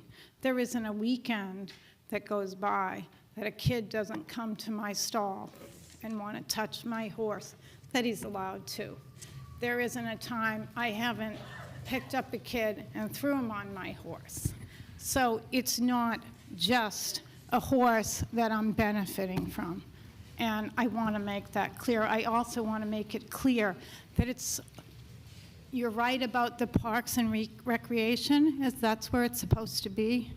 But the city is making an error by not having someone that's educated in equestrian to run these programs. And I think that's where Commissioner Eaton got that when we spoke to her, because she listened to every single word. And I don't think that it was fair that this was thrown on the table to these people that love these animals and the community that come through there every day. So, thank you. Thank you. Appreciate you coming forward. Next speaker. Hi, my name is Zach Chappie, 1280 Southwest 4th Terrace, Pompano Beach, 33060. Just pretty much wanted to go over a couple of things with you about the, FAA lease. So you guys have been paying about $277,000, and that's based on a 12-acre parcel. Not even close. Need to have it resurveyed. You guys are overpaying. They keep taking land away from that. So your money is kind of just being thrown away there. You're paying for their property twice because they've already taken it over. Also, as far as, the whole Barry Moss over there saying that only 25 horses, well, you're right about that because there were over 55 stables there. You guys keep tearing them down instead of repairing them. You know why? Because you're paying $277,000 for land that's not yours. So you need to buy this land out or figure a way around this lease or resurvey it, pay the appropriate amount, whatever. Rebuild some more stalls, get some more horses in there. We're only projected to do $95,000 in revenue off that property, but it could be $170,000, could be $300,000. I mean, that's all, like, you guys, I can't fix that. Nobody here can fix that besides you guys. So why punish us for those problems? That's all I have to say. Thank you. Very good. Thank you, sir. Appreciate it. Further input from the public? Anyone wants to come forward? Now is your chance. Public input going once, going twice. Public input closed. Thank you very much. Appreciate everyone being here. Okay, well, let's open it up to commission discussion, questions, concerns on the motion. Vice Mayor. It's not really directly on the motion, but I'd like to request with staff that possibly in September, can we notice, and if the advisory board as well, notice one of your meetings or set a separate workshop so that the commissioners can attend and interact with the board to brainstorm ideas. I love the energy coming from the people who spoke and the people there to try and figure out ways to make it profitable, to make it stand on its own, to better the experience for public access, figure out how to make it a real park for the whole community. So if we could schedule something, I'm thinking September, maybe early October, to... Well, I know that, does the board meet regularly? Mr. Harrison, do you know the answer to that question?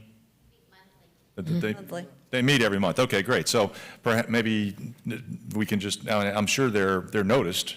They're governed by sunshine, so any commissioner can go there, but I would just caution commissioners, if you're going there, I mean, it's a notice meeting. Was there anything extra we'd need to do if commissioners go to a meeting like that, Mr. Berman? And also, I want to caution this board.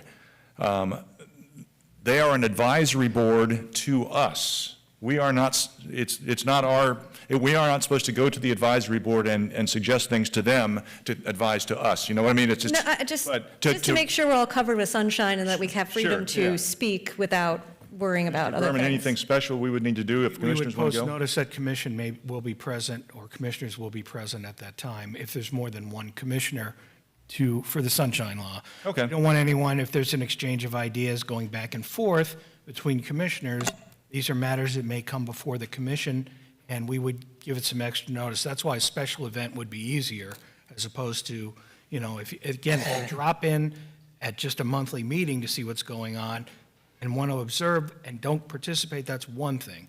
But if there's an exchange of information back and forth, more than two there, a case, Pompano Beach case actually from years ago, so we will, but you've got to get extra notice. That's all. So just extra notice is all it would take. So Kervin, do you notice those meetings, or is it someone else? It's the Public Works Department staff notices, but I can add a notice to cover the commission. Okay. And that way also the advisory board or anyone else in the stalls knows that that's like a good meeting to come to kind of give ideas, give suggestions. More of a brainstorming idea, but just to make sure that we're legally covered. It's my concern. Okay, yeah. I'm sure Mr. Harrison can just make sure that it gets the proper notice, so that in case there are multiple commissioners there, it will be legal for people to drop in. Sure. Vice Mayor still has the floor. No, I'm good. That was it. You good? Okay. Commissioner Eaton? Yeah, I just want to say it's very frustrating when another commissioner calls a meeting or goes to a meeting in my district, and park is in my district, and I'm unable to attend. It's very frustrating, and I feel like it is my district. I represent this area. I'm open to all suggestions and assistance and help. But, I think individually as well, you can reach out to them. But I think at the end of the day, I should be the one representing this group. And you too, Mayor. Because you are the mayor of the whole city. I just want to say it's awkward when I can't attend meetings in my district, at my facility. I understand, but I Let's get don't them want noticed. But at the advisory board meeting, if it's properly noticed, everyone who wants to attend can attend. Then we'll make sure that happens going forward. And it's also for our own education, those of us who aren't as familiar with the facility, that we can do it. Because, we are so constricted that it's like the budget workshop was one of the few times that we were able to discuss and brainstorm and come up with ideas and throw things out because it's noticed. So, I think for this. Increased notice for Parks and Rec, for the Sand and Spurs Advisory Board meeting. Which Monday of the month is it? Just so I can. Mr. Harrison can get that for you. Third Wednesday. Very good. Further commission discussion? Seeing none, let's call the roll. Commissioner Eaton? Mr. Mayor, would you repeat the the motion? The motion is to direct the city manager to bring back the Sand and Spurs, keep Sand and Spurs Park in the budget, and he will work to fill any gaps as far as the finances that are involved with that. He will figure out a way to adjust that. And of course, that is subject to our review at our budget hearings. So it'll come back before us. But yes, to keep Sand and Spurs in the budget, basically. That's it. That's all. Thank you very much. Very good. Let's call the roll. Commissioner Eaton? Yes. Commissioner Fournier? Yes. Commissioner Moss? No. Commissioner Perkins? Yes. Vice Mayor McGee? Yes. Mayor Harden? Yes. Thank you very much. Appreciate everyone showing up this evening. Mayor, Yes. may I say one thing quickly? Sure. So one of the items that came up in discussions with the stall owners was the condition of the arena and the investment that it needs. So there was a CIP item in the plan in 2021 and that disappeared. It was $100,000. It was pretty nominal, and it was supposed to be in fiscal year 2025 to repair the equestrian arena. I don't know why that was taken out of the CIP or when that happened. It wasn't this year. It wasn't in there this year. So I also just wanted to ask or make a motion that the city look at putting that back in for next year because it's not in the plan. And I heard from quite a few stall tenants that the arena needs to be fixed in order for them to safely use it and to increase the uses at the facility. Mayor? Yeah, Mr. Harrison? It's my recollection that $100,000 was removed from the CIP because the Public Works Director said he could take care of that through his department. Okay. Well, there's a motion. Is there a second? Second. Seconded by Commissioner Perkins? Is that you, Commissioner Perkins? Thank you. Second. It's been moved and seconded by Commissioner Fournier, seconded by Commissioner Perkins to put $100,000 back into CIP for the ring? Repairing the equestrian arena, and it was in a fiscal year 2025. Okay, so that's been moved and seconded to create a new CIP item for fiscal year 2025. Open for commission discussion. Well, no, it's a motion, so we have to open it to the public. Anyone have any input on this item? Please come forward. Seeing none, public input closed. Commission discussion. I'm sorry, ma'am. Go ahead. Come on down. Sure. Sure. I'm sorry. Come on down.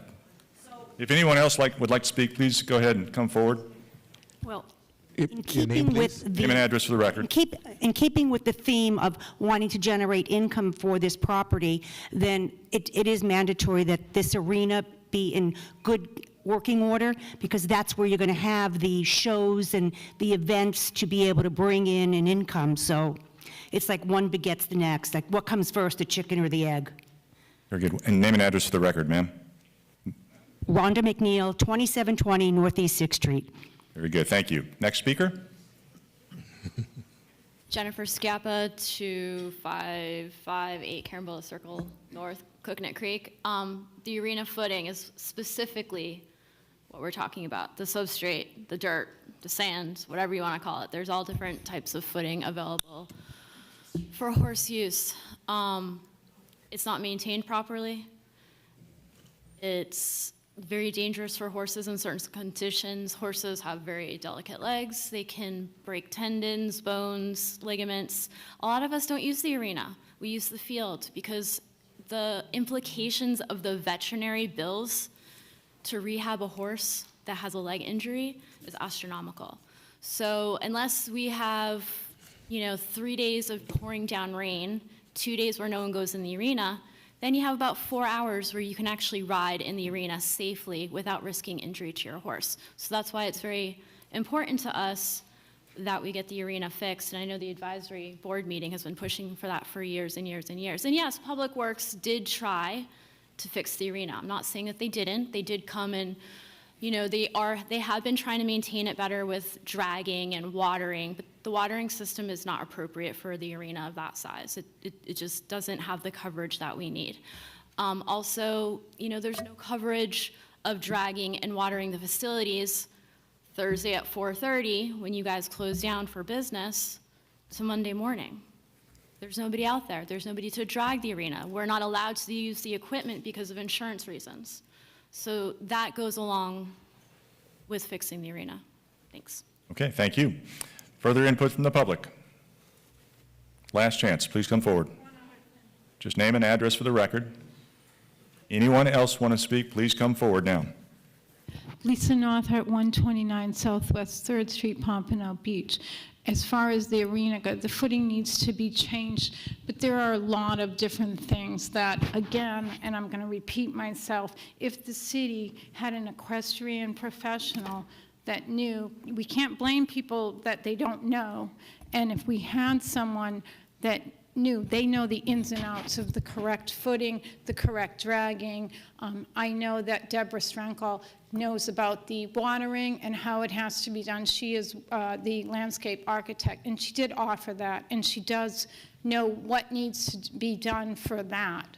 So those are some of the things that is the big problem.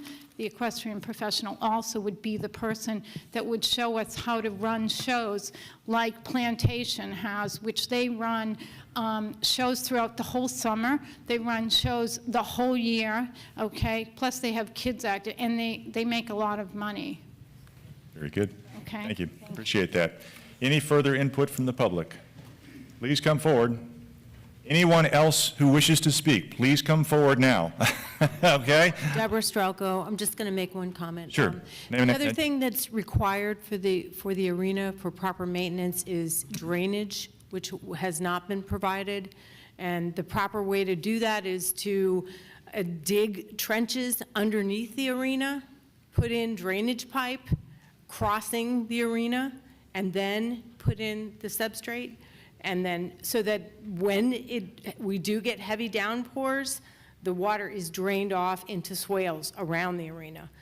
It's not, impossible to come back and rehab the arena to do that, but that's another thing that really should be done, because we have intense puddling that, you can't go back and clear those puddles without having a drainage system. So that's another thing that needs to be addressed. I appreciate it. Thank you. Thank you so much for that. Any further input from the public? Seeing none, public input closed. Thank you. Commission discussion. I believe Commissioner Eaton. Yeah, thanks. So I was ready to support this, but I'm just concerned now because it sounds like we're not quite sure what we need or where we need to go. I would make the commitment to fund improvement. But do we want to wait perhaps until after we've gotten together and gotten a better idea of how we can best approach this and how best to fund it? So what do you, I don't know if Commissioner Fournier wants to withdraw the motion or amend the motion to be a general motion, more general motion, because we don't know exactly what is needed. No, motion's on the floor. You still have the floor? Good? I'm finished. Okay. Vice Mayor. Yeah, I would say the same thing, especially with all we've heard tonight, and especially if, members from the stables could meet with our city management, building and grounds, go over and come up with more specific what exactly we need, and then building and grounds can tell us if they can cover it. Like, I feel like a lot more discussions and plans need to happen before allotting CIP or even moving forward in that direction, especially as we've worked on everything else up to this point. So yeah, I would just want to have a lot more conversation first and figure out what we're doing. I also think, we really need to talk to FAA and see if we can purchase the land before doing massive improvements on it, make sure there's a long time hold on it, make sure it's safe as far as our investment dollars as well. So just a lot more conversations before funding. Yeah, I have to agree. I appreciate the motion and the desire to see improvements out there, but at this point in time, to allocate $100,000 to a CIP project that we don't know if it's going to cost $100,000 or $200,000 or $50,000, I think we can direct this. I think the city manager has heard what's going on here and is going to, of course, now he's going to put the Sand and Spurs back in the budget just like it was before, but also he can now get with each of us and discuss the implications with having a Sand and Spurs stable. And okay, now if you guys want to fund the improvements out there, here's an estimate of what's going to cost to fund the improvements. But just putting $100,000 out there, I can't support that at this point in time. Further, Commissioner Eden? Yes, and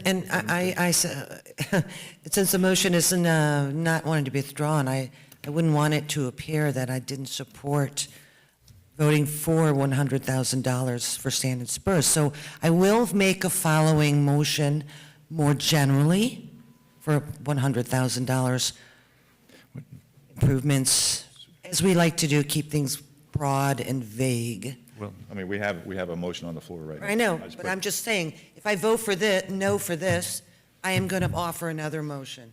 Okay, that's fine. I've got Commissioner Moss, then I've got Commissioner Fournier. I really appreciate the number of people that have turned out today, and they've spoken from their heart, and I hear them. However, this is a city of about 114,000 people, and I think if you put this before the general public, asking if they want to spend $400,000 to maintain this equestrian stable that benefits very few people, I think you'd get a resounding no from the general public. That said, from what I've heard tonight by the people who've been speaking, their recommendations for bringing things up to the condition they would like to see sounds like another $500,000 that needs to be spent on top of the $400,000 that we put now. So, I understand where you're coming from. I feel for you, but the fact remains, I represent my district and my constituents, and I think that this is an enormous waste of money that benefits very few of the 114,000 people that live here. So I wouldn't possibly support putting $100,000 back in the capital improvement budget when we don't even know what needs to be done. Why 100? Why not 500? Why not 700,000? There's probably no end to what the money we can spend to make this the way these very nice people feel it should be. But it's still, for me, it's about money and nothing but money. And it's expensive, and it's a drain on the citizens of this city, and it benefits very few of the 114,000 people that live here. Thanks. Very good, thank you. Commissioner Fournier? To clarify, I'm not asking for a new item in the CIP, and I'm not coming up with a number on my own. There was a CIP item 25-PW-001 to repair Sand and Spurs Equestrian Arena. I've read the board minutes and listened to the board say that this is important to accomplish what they want, and it was $109,500, and it is not this year, it is in a future year. So I assume the city would have this year to figure out what that number is and what that project would look like in the future. But I want to ensure that we see this back in the CIP. Mayor, Mr. we're already doing this. The purchase order is already out there for the sand. Very good. Part of what Public Works does. Okay. You all are getting into the minutia of what we do every day. And I'm trying to get us out. Further commission discussion? Seeing none, let's call the roll. Commissioner Eaton? Yes. Commissioner Fournier? Yes. Commissioner Moss? No. Commissioner Perkins? Yes. Vice Mayor McGee? No. Mayor Harden? No. Motion fails. Very good. All right. Thank you very much. Appreciate everyone showing up. Okay, let's go ahead and take a 10-minute recess.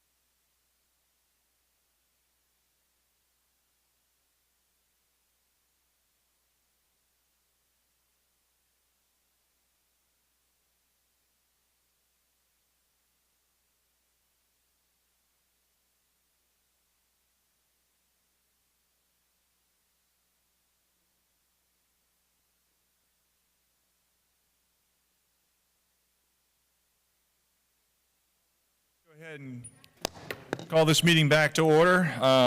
Let's continue with our regular agenda. Item number 6 is a consideration item.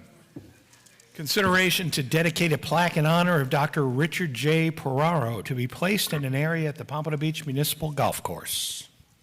So moved? So moved and second for discussion. Thank you, Mr. Harrison. I see we got Tammy, Ms. Good here. Turn it over to Tammy. Good evening, Tammy Good, CIP Manager, Engineering Department. Mr. Harrison tasked myself and the CIP team to come up with a concept or rendering to dedication to Dr. Peraro somewhere at the golf course. So we developed a few ideas and presented this one at the existing tee area with a bronze statue in front of the golf club area. And we propose to design a golf tee marker sign in dedication to Dr. Peraro, somewhere where it's visible, where everyone coming into the golf course, whether it be to golf or come to the restaurant, would see the sign. We had a couple other ideas that were out of ways, so we didn't think those would get the visibility like this, so that's why we chose this particular area.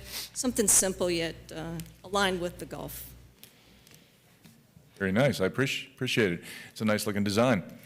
So yeah, no, I think that's well fitting. It's just a way to say thank you for his years of service. Let's go ahead and open it up. Is there any input from the public on this item? Please come forward. Just name and address for the record. Vincente Thor, 1890 Northwest 6th Avenue. Mayor, I think this is awesome that we're doing this for Dr. Peraro. He served our community for years. He was my grandparents' dentist, my dentist, the whole family. He's always been there for all of us, for the Parks and Recreation Department. I just got one question again. Can we make that into like a bronze situation, like at Mitchell Moore, you got the picture of Mr. Moore and others on it. Can we consider putting that in and putting his picture like in that bronze situation on the plaque somehow? What do you, Tammy, is that? Pictures usually don't come out too well on I don't mean like picture, I mean like picture, but you know, like the bronze situation like we got. Silhouette, like a silhouette of Dr. Peraro. We could try it and see what it looks like. Relief, okay, yeah. No, Have you asked Dr. Peraro? Maybe he doesn't want it. You know, I like you, Mr. Moss, Commissioner Moss. What I appreciate it, but I think it's awesome. Thank you, board. It's an idea. Very good, thank you. Fred Stacer, 2501 Southeast 9th Street, Pompano. Yeah, I wanted to re-echo some of the stuff in Lake Vicente. Dr. Peraro has been a really tremendous asset for this city, but he's also been he's been a kind of a mentor to people like me. I had a chance to work with he and Father Foodie and build the last wing of the school over at St. Coleman's, and he started that Italian festival that funded the entire wing of that school. They got no money from the Archdiocese. They paid for it out of something, and that is probably one of the most tremendous. That Italian festival is really a great festival every year, and I really really enjoyed the times I got to work with Dr. Peraro. He, and along with the fact that he is a very kind and gentle human being. I mean, really just a nice person. Kind and gentle, two words that don't usually end up in a sentence with Fred Stacer's name in them, but Dr. Peraro really is. He is a great guy. And so I think this is very fitting. And I'm really glad to see that you do that, would do that. He did something very touching to me at one time when my wife was going through treatments for brain tumor. And he really went out of his way to make me feel comfortable, and so he's just a very kind and gentle human being, and I think it's very fitting that we honor this man, and thank you very much. Thank you, appreciate that. Further input from the public? Seeing none, public input closed. Commission discussion, and Vice Mayor. No, I just want to echo things that Mr. Stacer said. I think this is such a fitting dedication, and Doc is such a kind and giving person to our community, to the schools and the golf course and all these things. And I have to say, I like the T marker. I think it's apropos in the setting and location, so I'm very excited to see this happen. Absolutely. Further commission discussion? So moving forward, if we okay this, then you move forward and you finish the design and then create it. I mean, how long do you figure all that's going to take? Just had a thumbnail sketch. Probably a couple months, I would think the Okay. lead time would be to do the engraving on the stone. Okay. Because is it the kind of thing we could present to him here at this meeting, at this facility, or is it too heavy? I think it would be too heavy. Okay, gotcha, okay. Well, we can have an unveiling or something out there, something to really, because, yeah, I know he's getting, he doesn't get around too well any longer, so. But let me look into it. There may be, we could potentially do a thinner version of the actual T marker from what you see out there, so maybe we would do like a, much thinner version, more lighter version, so we'll look. Work it out. I think he would prefer having an unveiling at the golf course. Yeah, okay, that's fine. Just so we can make sure, let's do it up a little bit. Yeah, that'd be great. No, I think it's well earned, well deserved. Great guy. I mean, he's dedicated a lot of years to this community. I mean, a lot of people have, but he's been chairman out there for a long time, and that golf course has really come along under his tutelage, so to speak. And yeah, I think this is a very nice gesture. So I fully support it. So any further commission discussion? Seeing none, let's go ahead and call roll. Commissioner Eaton?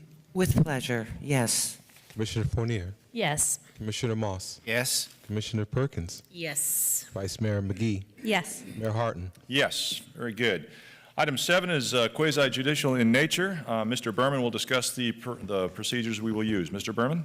Thank you, Mayor. If anyone wishes to testify on item number 7, they must be sworn in and may be subject to cross-examination by the City Commission or by interested parties. Individuals who address the commission should state their name and whether they have been sworn. City staff will make its presentation first, followed by the applicant or anyone else wishing to testify. Following the applicant's concluding remarks, the hearing will conclude and the commission will make its consideration. All those who wish to testify on item number 7, please stand at this time, raise your right hand, and the city clerk will swear you in. You solemnly swear or affirm that the evidence or testimony that you're going to give will be the truth, the whole truth, and nothing but the truth.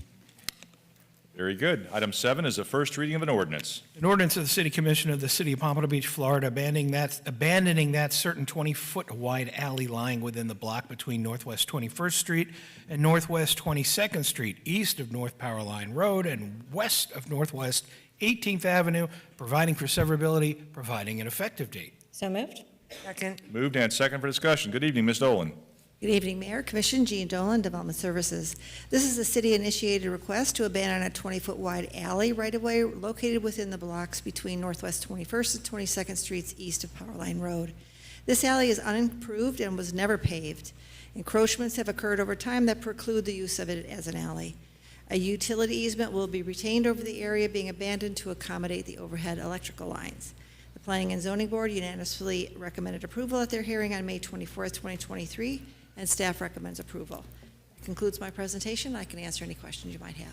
Very good. Thank you for that. This is a public hearing. Is there any input from the public on this item?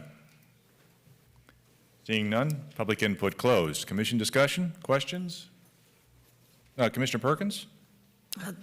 Thank you. Is there a reason that we are abandoning this right away? What is supposed to happen to this alley?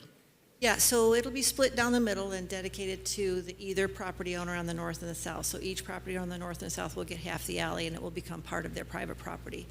We had a request by one of the people in the middle to abandon the alley, and when we realized there was no way it would ever really be an alley, we did it as a city-sponsored because you can't abandon a little tiny piece of it. You have to abandon the whole thing. So we did have a lot of the owners come out at P&Z, and they were very excited about getting their half of the alley so that they can actually use it. A lot of people are already illegally using it, so this will legalize what they're already doing. Okay, so all of the owners at this point have agreed to the right-of-way? That's correct. All of them? Well, the ones that have come out and spoke about it, I don't know, they've all been noticed, so if they had some objection, they could let us know. They haven't. Okay. But if there are if there are any objections, where do you stand at that point? Do you stop or you continue to go or just continue? They're getting their half of the alley. That's it. Okay. They've missed that opportunity to say they don't want it. Okay, great, thank you. Very good. Further commission discussion? Commissioner Moss. Just a question. This is an industrial area, and all of these properties are zoned industrial. That is correct, yes. Thank you. Yeah. Very good. Further commission questions? Seeing none, let's call the roll. Commissioner Eaton? Yes. Commissioner Fournier? Yes. Commissioner Moss? Yes? Commissioner Perkins? Yes. Vice Mayor McGee? Yes? Mayor Harden? Yes, that ends our quasi-judicial proceedings. Item number 8 is a resolution. A resolution of the City of Pompano Beach, Florida, related to the provision of fire rescue services, facilities, and programs in the City of Pompano Beach, Florida, describing the method of assessing fire rescue assessed cost against assessed property located within the City of Pompano Beach, directing the preparation of an assessment roll, authorizing a public hearing, and directing the provision of notice thereof, providing an effective date. So moved? Second. Moved and second for discussion. Good evening, Ms. Diamante. Good evening, Mayor, Vice Mayor, City Commissioner, Sarita Diamante, Budget Director. The purpose of the fire assessment program is to provide a dedicated source of funding to the fire operations, actually the eligible fire operations. Not all the operations that are provided by the fire department are eligible. This excludes the EMS services and ocean rescue. The city recently hired the Government Services Group to conduct a rate study regarding the existing rates that we assess revenues in the city. We have 4 different rates: residential, commercial, industrial warehouse, and institutional rates. So the GSG group provided the report, which has been included in your backup. And the recommendation and the findings of the report is to adjust the rates, and all the rates were adjusted. The minimum adjustment, especially for the residential rate, was $34, and that will assess the same amount of revenues that we assessed in 2023. However, staff moved forward with the recommendation to the City Commission to adjust the residential rate to $331, which is another $81 increase. In this case, all the other rates will be adjusted accordingly based on this adjustment.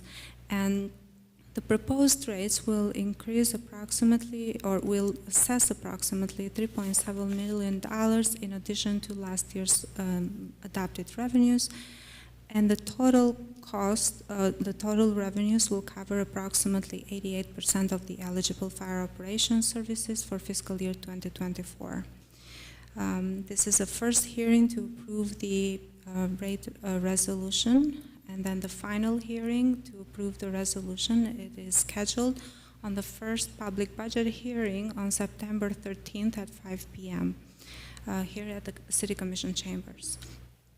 Now the rates, as I mentioned before, the residential rate is set up at $331.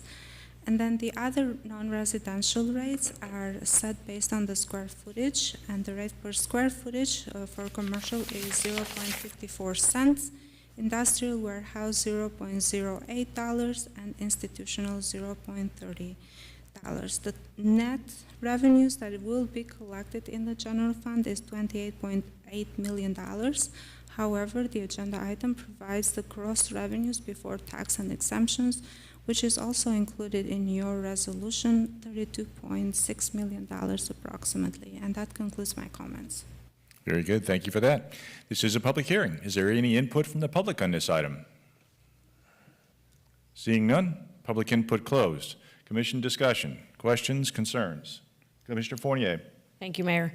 I want to thank you for the backup report that was in there in the conversation today. It was helpful. Public safety is the most important thing we do as a city. This does represent some changes, but these changes also in part reflect what's happening in our city. So I think we are fortunate to have the fire service we do, and this is how we pay for it. Very good. Thank you for that. Any further questions, concerns? Seeing none, let's call the roll. Commissioner Eaton? Yes. Commissioner Fournier? Yes. Commissioner Moss? Yes. Commissioner Perkins, Yes. Vice Mayor McGee, Yes? Mayor Harton. Yes. Item 9 is a resolution. Resolution of the City Commission of the City of Pompano Beach, Florida, allocating a maximum of 10 flex units for a proposed townhouse development located at 1531 through 1537 North Dixie Highway, providing an effective date. So moved? Moved and second for discussion. Good evening again, Ms. Dolan. Good evening, Mayor. Jean Dolan, Development Services. The applicant, on behalf of the Pompano Beach CRA, is requesting approval of 10 flex units for a townhouse project on a half-acre property located at 1531 to 1537 North Dixie Highway. The land use designation on the property is commercial and the zoning is B3. The property is within the city's flex receiving area and is eligible to be considered for the allocation of flex units. The proposed project density is approximately 18 units per acre, which is less than the 46 units per acre allowed under the B3 zoning. Staff has concluded the project meets the standards for the allocation of flex units, which includes consistency with a comprehensive plan and a reasonable development pattern. The introduction of a residential project in this location is considered more compatible with the single-family homes to the west than if the area were developed in a commercial use currently allowed by the land use and the zoning. The Planning and Zoning Board unanimously recommended approval on June 28th, 2023, and staff recommends approval, and both the applicant and myself are available if you have any questions. Very good. Does the applicant wish to make any presentation? Just questions? Very good. Thank you for that. This is a public hearing. Is there any input from the public on this item? Seeing none, public input closed. Commission discussion, questions, concerns? Seeing none, let's call the roll. Commissioner Eaton, Yes. Commissioner Fournier, Yes. Commissioner Moss, Yes? Commissioner Perkins, No. Vice Mayor McGee, Yes? Mayor Harton. Yes. Item 10 is a second reading of an ordinance. An ordinance of the City Commission of the City of Pompano Beach, Florida, amending Chapter 155 zoning code of the Pompano Beach Code of Ordinances by amending Section 155.3305 heavy business B4 to allow residential and mixed-use development in B4 zoning on the northwest 31st Avenue corridor, providing for severability, providing an effective date. So moved? Second. Moved and seconded for discussion. Good evening again, Ms. Dolan. Good evening, Jean Dolan, Development Services. This is our amendment to allow residential and mixed-use development in the B4 zoning district along the Northwest 31st Avenue corridor, consistent with the recommendations of the Northwest 31st Avenue Task Force. There have been no changes since first reading, and I'm happy to answer any additional questions you may have. Very good. Thank you for that. This is a public hearing. Is there any input from the public on this item? Seeing none, public input closed. Commission discussion, questions, concerns? Commissioner Moss. I just want to thank again the task force that came up with these ideas. It's going to be very beneficial. Ditto, absolutely. That's give it a few years, complete change. It's great. I mean, this changes the look of our city. Thank you so much. Good point. Further commission questions, concerns, comments? Seeing none, let's call the roll. Commissioner Eaton, It's awesome, yes. Commissioner Fournier, Yes. Commissioner Moss, Yes. Commissioner Perkins, Yes. Vice Mayor McGee, Yes. Mayor Harton. Yes. Item number 11 is a second reading of an ordinance. An ordinance of the City Commission of the City of Pompano Beach, Florida, amending Chapter 154, Planning of the Pompano Beach Code of Ordinances by amending Section 154.80, Provision of Required Affordable Housing, to amend the in lieu of fee amount, providing for severability, providing an effective date. So moved? Second. Moved and seconded for discussion. Once again, Ms. Dolan. Thank you, Mayor. Jean Dolan, Development Services. This is our amendment to increase the in lieu fee for the affordable housing requirement to $10,000 per unit, increase 3% annually, effective for all new projects approved after September 30th, 2023. There have been no changes since first reading, and I'm happy to answer your questions you might have. Very good. Thank you for that. This is a public hearing. Is there any input from the public on this item? Seeing none, public input closed. Commission discussion, questions, concerns? Seeing none, let's call the roll. Commissioner Eaton, Yes. Commissioner Fournier, Yes. Commissioner Moss, Yes? Commissioner Perkins, Yes. Vice Mayor McGee, Yes? Mayor Harton. Yes. Item number 12 is a second reading of an ordinance. An ordinance of the City Commission of the City of Pompano Beach, Florida, amending Chapter 155 zoning code of the Pompano Beach Code of Ordinances by amending Section 155.3708, Downtown Pompano Beach DP Overlay District, and Section 155.3709, East Overlay District, EOD, related to affordable housing in the Downtown Pompano Overlay District, DPOD, and the East Overlay District, EOD, to require the use of Broward County mixed income housing density bonus policies for projects consisting of 7 residential units or more, providing for severability, providing an effective date. So moved? Second. Moved and seconded for discussion. Once again, Ms. Dolan. Thank you, Mayor, Commission. This is our amendment to require the use of County Policies 216.3 and 216.4 in the downtown and East Transit Oriented corridors to create the entitlements for projects requesting more than 7 residential units to support our mixed-income housing program. There have been no changes since first reading, and I'm happy to answer any questions you might have. Thank you for that. This is a public hearing. Is there any input from the public on this item? Seeing none, public input closed. Commission discussion, questions? Seeing none, let's call the roll. Commissioner Eaton, Yes. Commissioner Fournier, Yes. Commissioner Moss, Yes? Commissioner Perkins, Yes. Vice Mayor McGee, Yes? Mayor Harton. Yes, item 13 is a second reading of an ordinance. An ordinance of the City Commission of the City of Pompano Beach, Florida, amending Chapter 70, General Provisions of the Pompano Beach Code of Ordinances by amending Section 70.11, illegally parked vehicles, to modify fines for unlawful parking in a time-limited parking zone, and amending Chapter 76, Parking Meters by amending Section 7607, time-limited parking zones, and Section 7608, Enforcement, to modify language for certain acts prohibited in such zones, providing for severability, providing an effective date. So moved. Second. Moved and seconded for discussion. Good evening, Mr. Lance. Evening, Mayor, Vice Mayor, Commissioners. Jeff Lance, Parking Manager. The item before you this evening is an ordinance to amend Chapter 70 and general provisions of Pompano Beach Code of Ordinances by amending Chapter 70.11, 7607, and 7608. That's enforcement of time-limited parking zones. The intent of the ordinance will be to increase the fine for vehicles who occupy delivery zones outside of posted delivery hours. No changes since the first reading. I'm happy to answer any questions. Very good. Thank you for that. This is a public hearing. Is there any input from the public on this item? Seeing none, public input closed. Commission discussion, questions, concerns? Let's call the roll. Commissioner Eaton, Yes. Commissioner Fournier, Yes. Commissioner Moss, Yes? Commissioner Perkins, Yes. Vice Mayor McGee, Yes? Mayor Harton. Yes, item 14 is a second reading of an ordinance. An ordinance of the City Commission of the City of Pompano Beach, Florida, approving and authorizing the proper city officials to execute a community aesthetic feature agreement between the City of Pompano Beach and FDOT for installation of painted murals on Interstate 95 overpass columns under Dr. Martin Luther King Boulevard pursuant to the Mosaic Team Term 3 project, providing for severability, providing an effective date. So moved. Second. Moved and seconded for discussion. Good evening, Ms. Atria.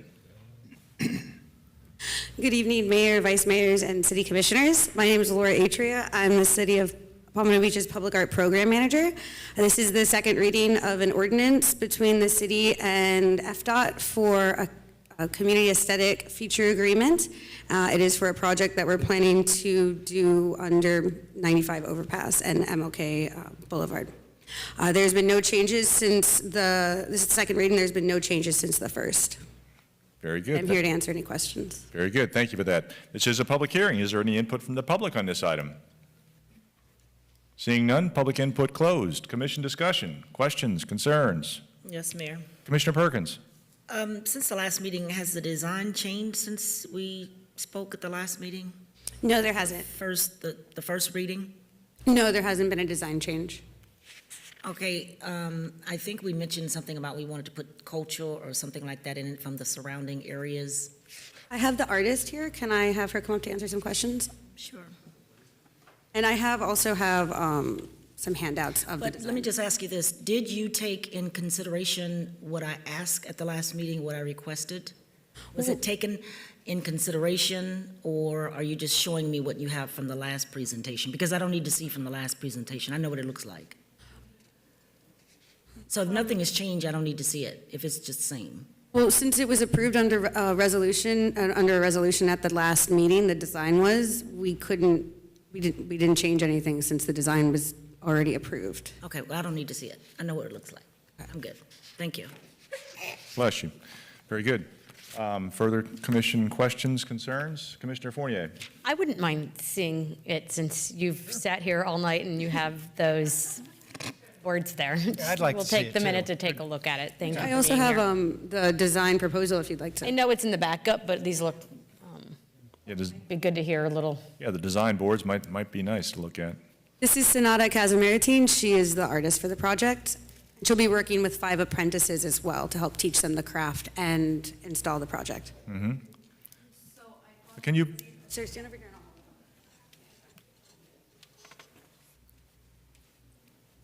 Good evening. So I thought that it would be helpful to bring and show some materials that we're using, and for the mosaics, it will be actually assembled by apprentices, and we're thinking about creating a workshops with a Northwest community to create some of the ethnic patterns that will be actually placed on the sidewalk, passing from east to west side. So that was just a sample of the tiles, and I have some other design samples on the board that, those are just for, you know, for ideas, but the whole design was based on thinking about ethnic diversity of the community, of the neighborhood, and I would want to use their ethnic patterns of different cultures as base for the mosaic design. And there will be opportunities for the residents to create their own little, like a patch, which will combine and will create like a quilt, kinda. So it also another layer of, I would say, cultural inclusion, that different people could create their own little piece, and we will combine it as in the mosaic. So that was, I think that was needed to be clarified, how cultural aspect will be represented in the project. Go ahead, Commissioner Fournier. Thank you. You mentioned residents. Are these the apprentices? No, apprentices will be hired for the project, but also I am we're planning to. We want to work with the EPAT Larkin Center as well as the new Senior Activity Center to help them kind of teach them about the project and also have them help design some of the aspects of it. I love that. Thank you. Very good. Commissioner Eaton. Yes, Laura, is this the artist that did the Bury Center mural? Yes, this is the woman who did that. She did that project. Okay, yes, and as I recall, Charlotte helped on that as well as many other people collaborated on. It's a beautiful mural. I just wish it was on the front so everyone could see it, but it's beautiful. Thank you.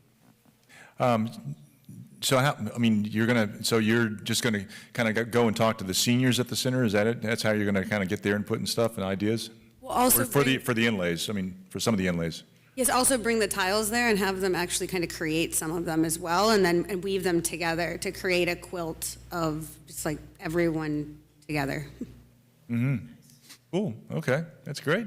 Do they get to like identify it as like that's mine? Well, yeah, that's it. Kind of like gives them ownership too. When they walk past it, they'll be like, "Oh, I did that. I helped with that one. I was a part of this," and they'll be a part of it forever. Uh-huh.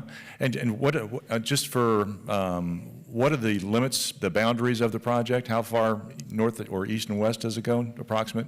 So it's more, I don't know exactly, but it is depicted in one of the maps in the proposal.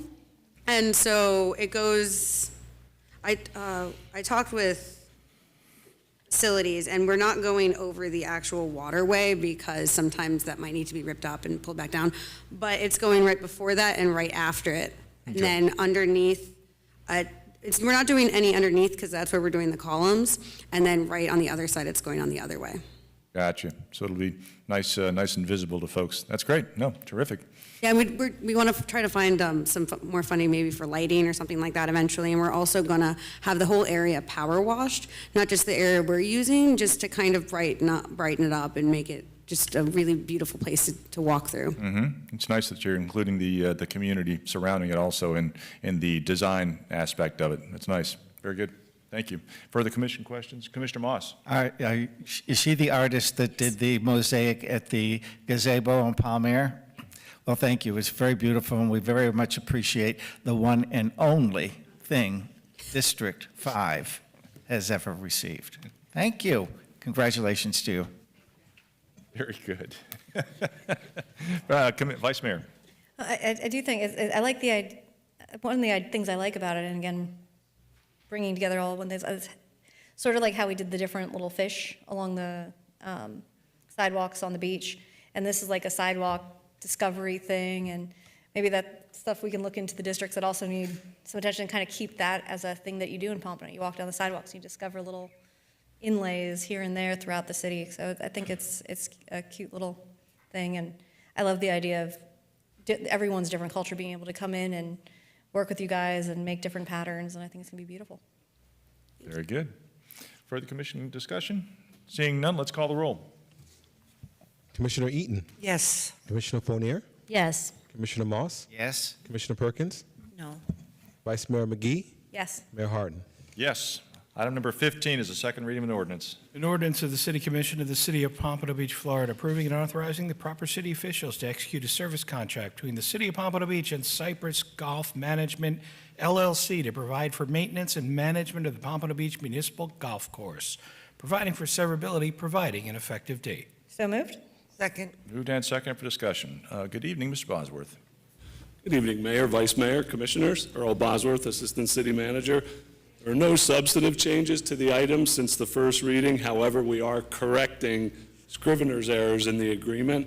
On page 2 of 13, in the first 4 paragraphs of Section 7A, the word purchase appears twice in those sections when it should read lease. So we're revising those 2 references accordingly. In your agenda package for tonight, for this evening, we had amended only one of those references, and I just didn't catch it till today, so I apologize for that. But we're requesting that you approve the item as amended. So those 2 sections or 2 sentences in paragraph 7A, page 2 of 13, the word purchase is being replaced with the word lease. And that'll correctly show how the equipment's being handled in the contract. Very good. This is a public hearing. Is there any input from the public on this item? Seeing none, public input closed. Commission discussion, questions? Mr. Berman, so we can just approve as amended? Yes, correct. Very good. Okay, that's great. So then, yeah. Do we need a motion to approve We need as a motion amended? to approve as amended. Yes. Motion to approve as amended. Yeah, approve as, very good. Moved and seconded to approve as amended. Further commission discussion, questions, concerns? Seeing none, let's call the roll. Commissioner Eaton, Yes. Commissioner Fournier, Yes. Commissioner Moss, Yes? Commissioner Perkins, Yes. Vice Mayor McGee, Yes. Mayor Harden. Yes, item number 18 is a resolution. A resolution of the City Commission of the City of Pompano Beach, Florida, granting the city manager authority during the City Commission's August hiatus to perform and finish such matters as may have been budgeted and authorized, subject to ratification thereafter, providing an effective date. So moved? Second. Moved and seconded for discussion. Mr. Harrison. This is the customary action that you all take every year when you go on hiatus. So have a good time. Very good. Thank you for that. This is a public hearing. Is there any input from the public on this item?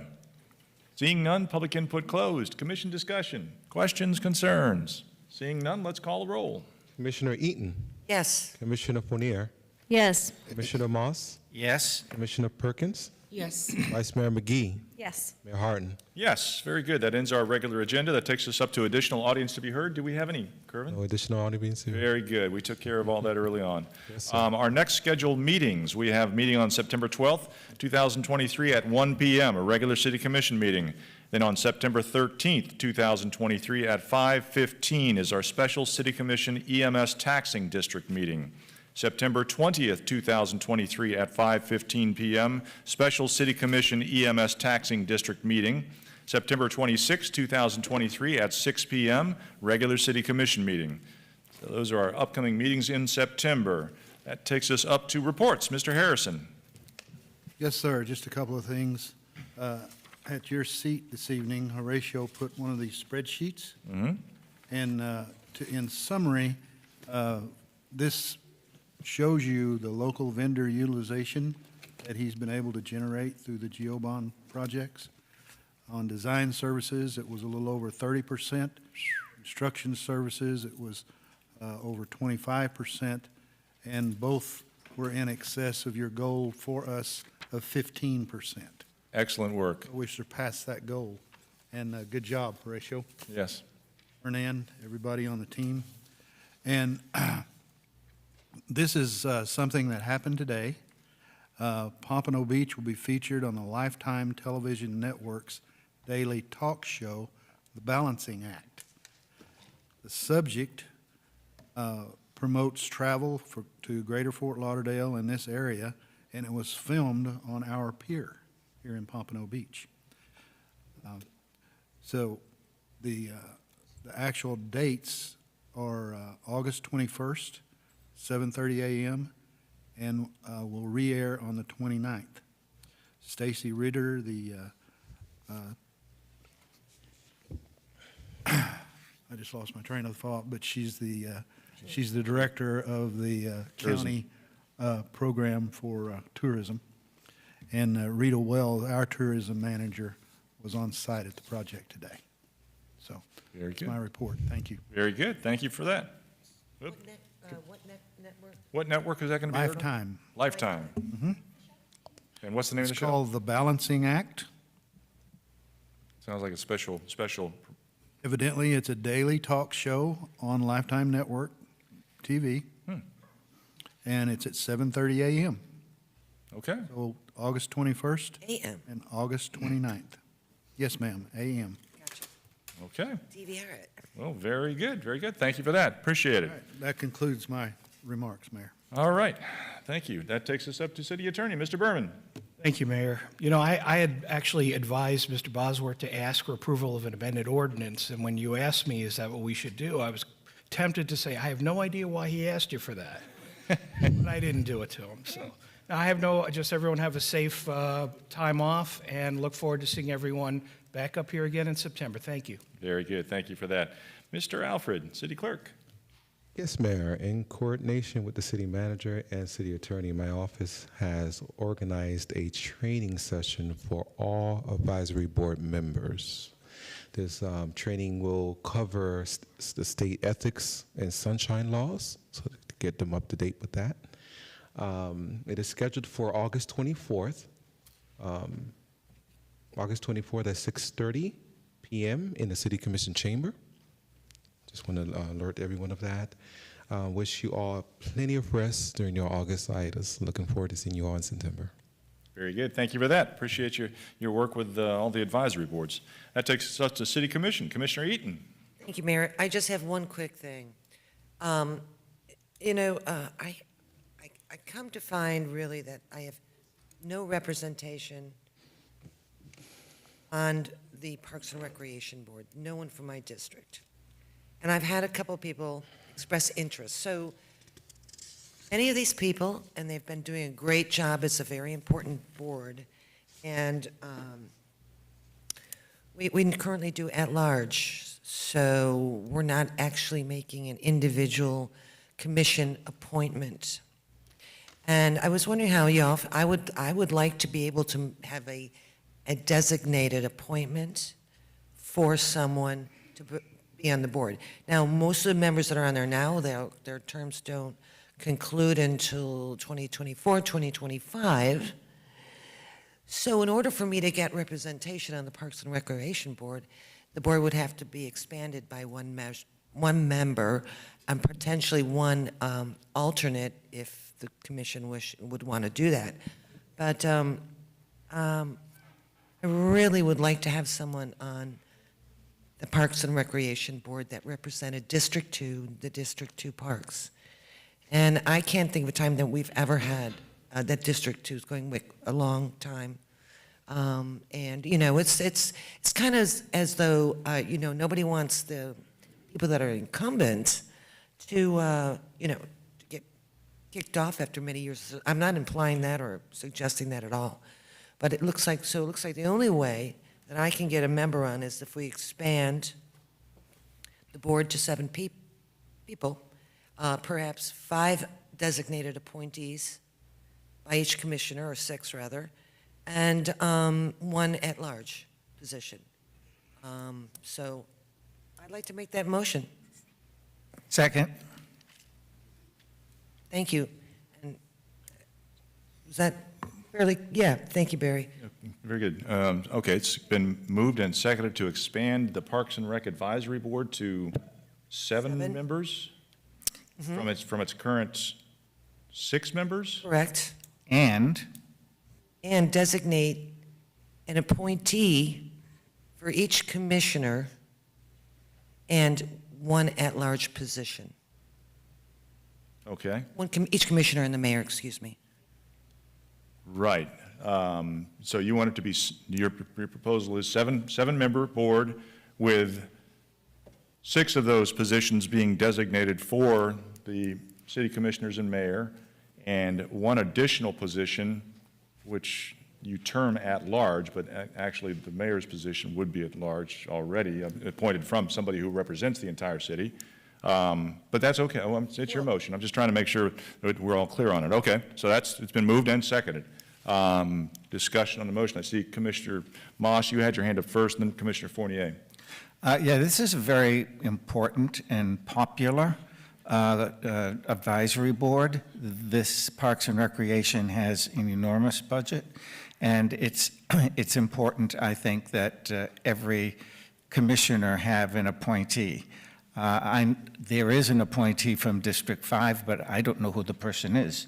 So I would like to be able to appoint someone to the board, and I think in doing so, each and every one of us would make sure that we have some very fair representation. There also on that board, there have been some people who have been there for many years, and while we thank them very much for their service, there also seems to be sometimes just priorities that are not priorities for everyone in the city. So I think it's a very good idea that we all have an appointee that from each one of our districts. Thanks. Very good. Commissioner Fournier? I guess I just need some clarification. So the board has been pretty stable. Are we suggesting that we essentially start all over? I mean, if there's someone on the board from our district, we can keep that person, but if there's multiple people, they are then off the board. So there's a lot of turnover that I think would result from this. I was going to ask Mr. Berman, it's how this could be implemented if it passes, whether it, I mean, because, yeah, I mean, I'm not really in favor of just saying, okay, you're off the board. I thought I conveyed that I'm not in favor of kicking anybody off. But I just want to get a position on there. So You could let the people's terms run out, okay. and then it could be, but So in the interim, Okay. we had a position, a 7th person. Okay. It's my appointee. Okay, so, okay, that's an answer, sure, okay. So, I mean, Mark, I'm sure you can figure something out. If we agree, first of all, so. I just want, Mayor, if I may. Yeah, sure, go ahead. Thank you. I just want to advise, the Parks and Rec Advisory Board is governed under Section 33075 and 076, deals with the membership of the code. So it would take a code amendment, and I'm happy to do it, but we would have to go through the formality. And then I'd have to figure something out if you want me to change the code. I'm happy to do it. But we'd have to bring it back for an ordinance change. And we could bring it back for further discussion after that, if you could, Commissioner Fournier? I'm good, thank you. Okay. Further commission discussion? Vice Mayor? You know, I think having all the districts represented is a great idea.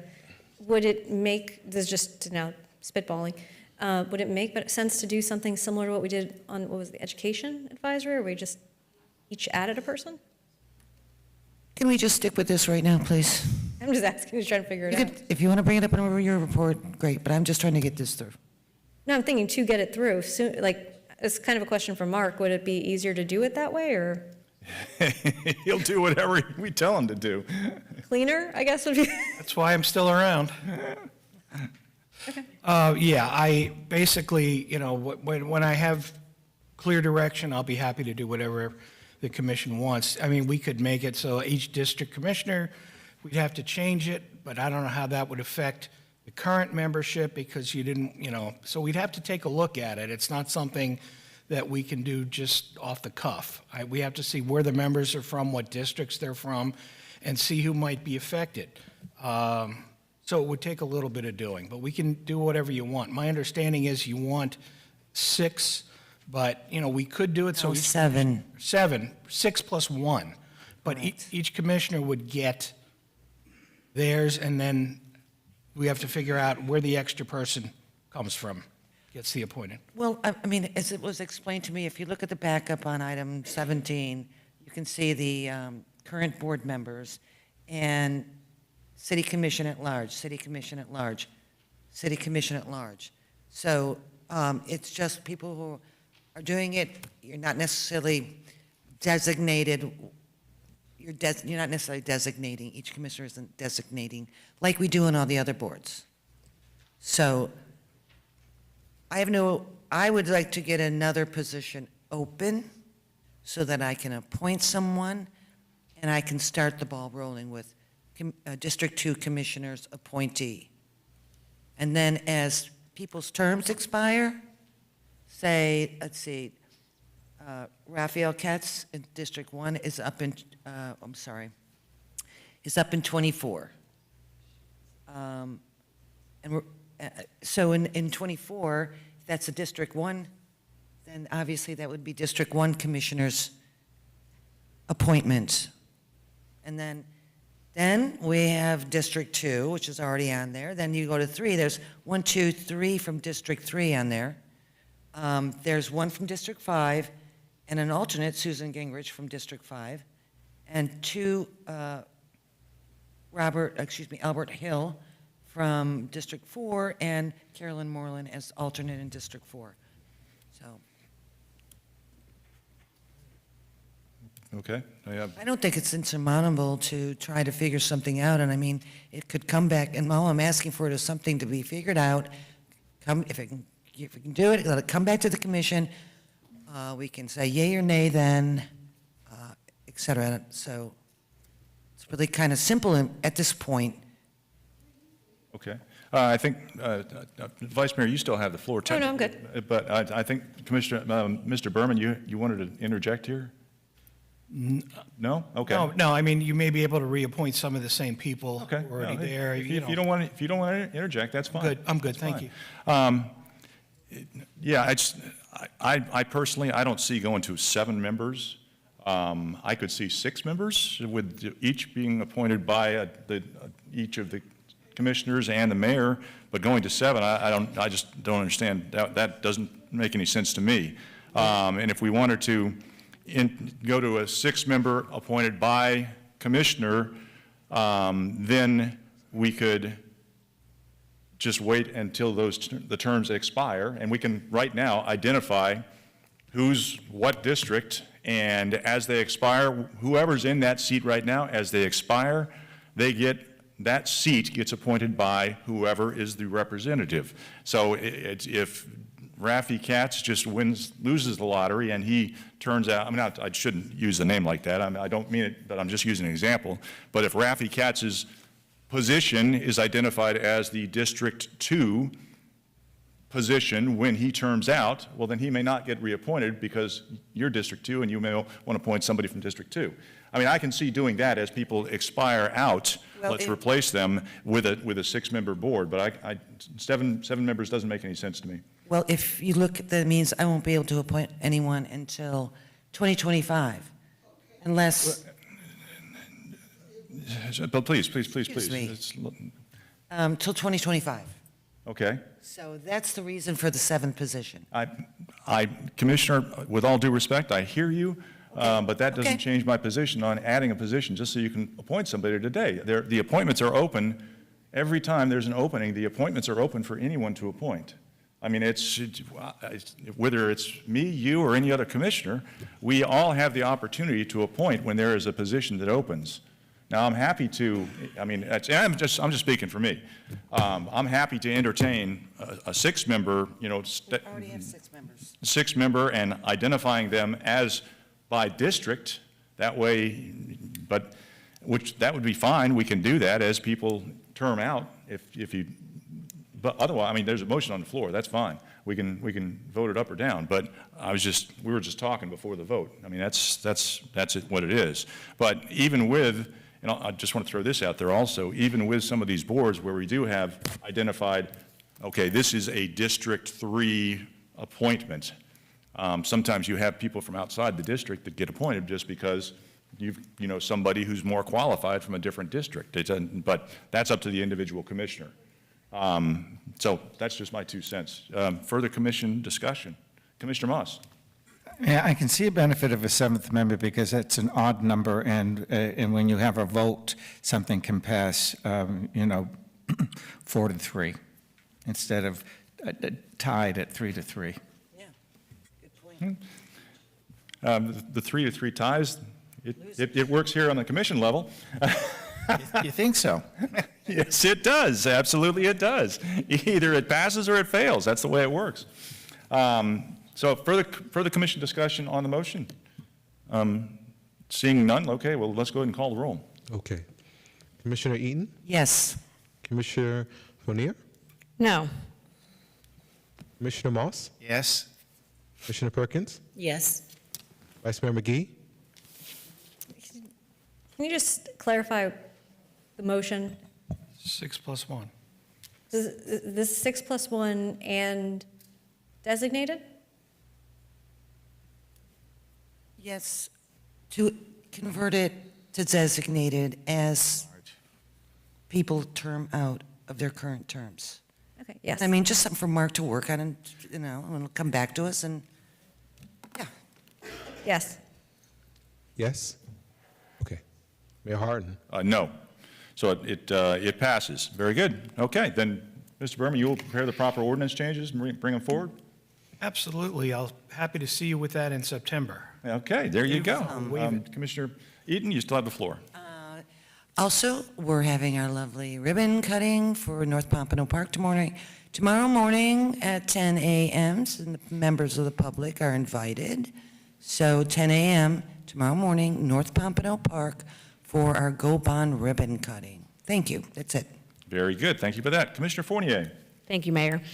I want to say thank you to the offshore anglers of Pompano Beach for organizing their first canal cleanup. It was a lot of fun to participate in. They, on a beautiful Saturday, had 13 boats and 51 people collect 24 bags of trash in our canals all the way from Lauderdale by the sea up to Lighthouse Point. And I want to thank the city for supporting the canal cleanup by having a truck at Alsdorf to collect the trash. I think it was quite a success, and I hope they do it again in the future. And then I want to remind residents, we have our monthly community meeting tomorrow night at 7 p.m. at the American Legion, and we will be honored to have our parking manager, Jeff Lance, there to talk about parking in the city. So thank you. Very good. Commissioner Moss. Yes, tomorrow from 7 to 9 p.m. at the Herb Skolnick Center, we'll be having a town hall meeting with the police department regarding crime in Palmyra and Cypress Bend, as well as Gardens North. I would invite everyone who is listening to please show up. The other thing is I'd like to wish everybody a very nice month of August off. As for myself, I'm doing my annual Mooch March. And what that means is I go and visit everybody in the summer who comes and visits me in the winter. They stay with me for free. I stay with them for free. So see you in September. Very good. Thank you for that. Commissioner Perkins. No report. Very good. Vice Mayor? Yeah, everyone have a great August. Just wanted to let everyone know around the inlet that beginning of August, we're going to start the deployment of the sea hives into Wahoo Bay, which will start helping to grow the mangrove system and the ecosystem over there. So that's very cool. And then there's a big cleanup that's going to be happening Saturday, September 16th. It's International Coastal Cleanup Day, and Trashy Girls Collective is hosting a massive reef cleanup. So they're going to have divers going out there, cutting fishing line and hooks and all sorts of stuff out of our reefs, helping keep them clean. So other than that, everyone enjoy. And mini season's coming up this week, so all the divers out there, be safe. The bugs are delicious, but they're not worth being too risky, so be safe. Very good. Thank you for that. No report, just enjoy the break, everyone, and we'll see you again in September for our 4 meetings. Very good. Thank you very much. This meeting is adjourned.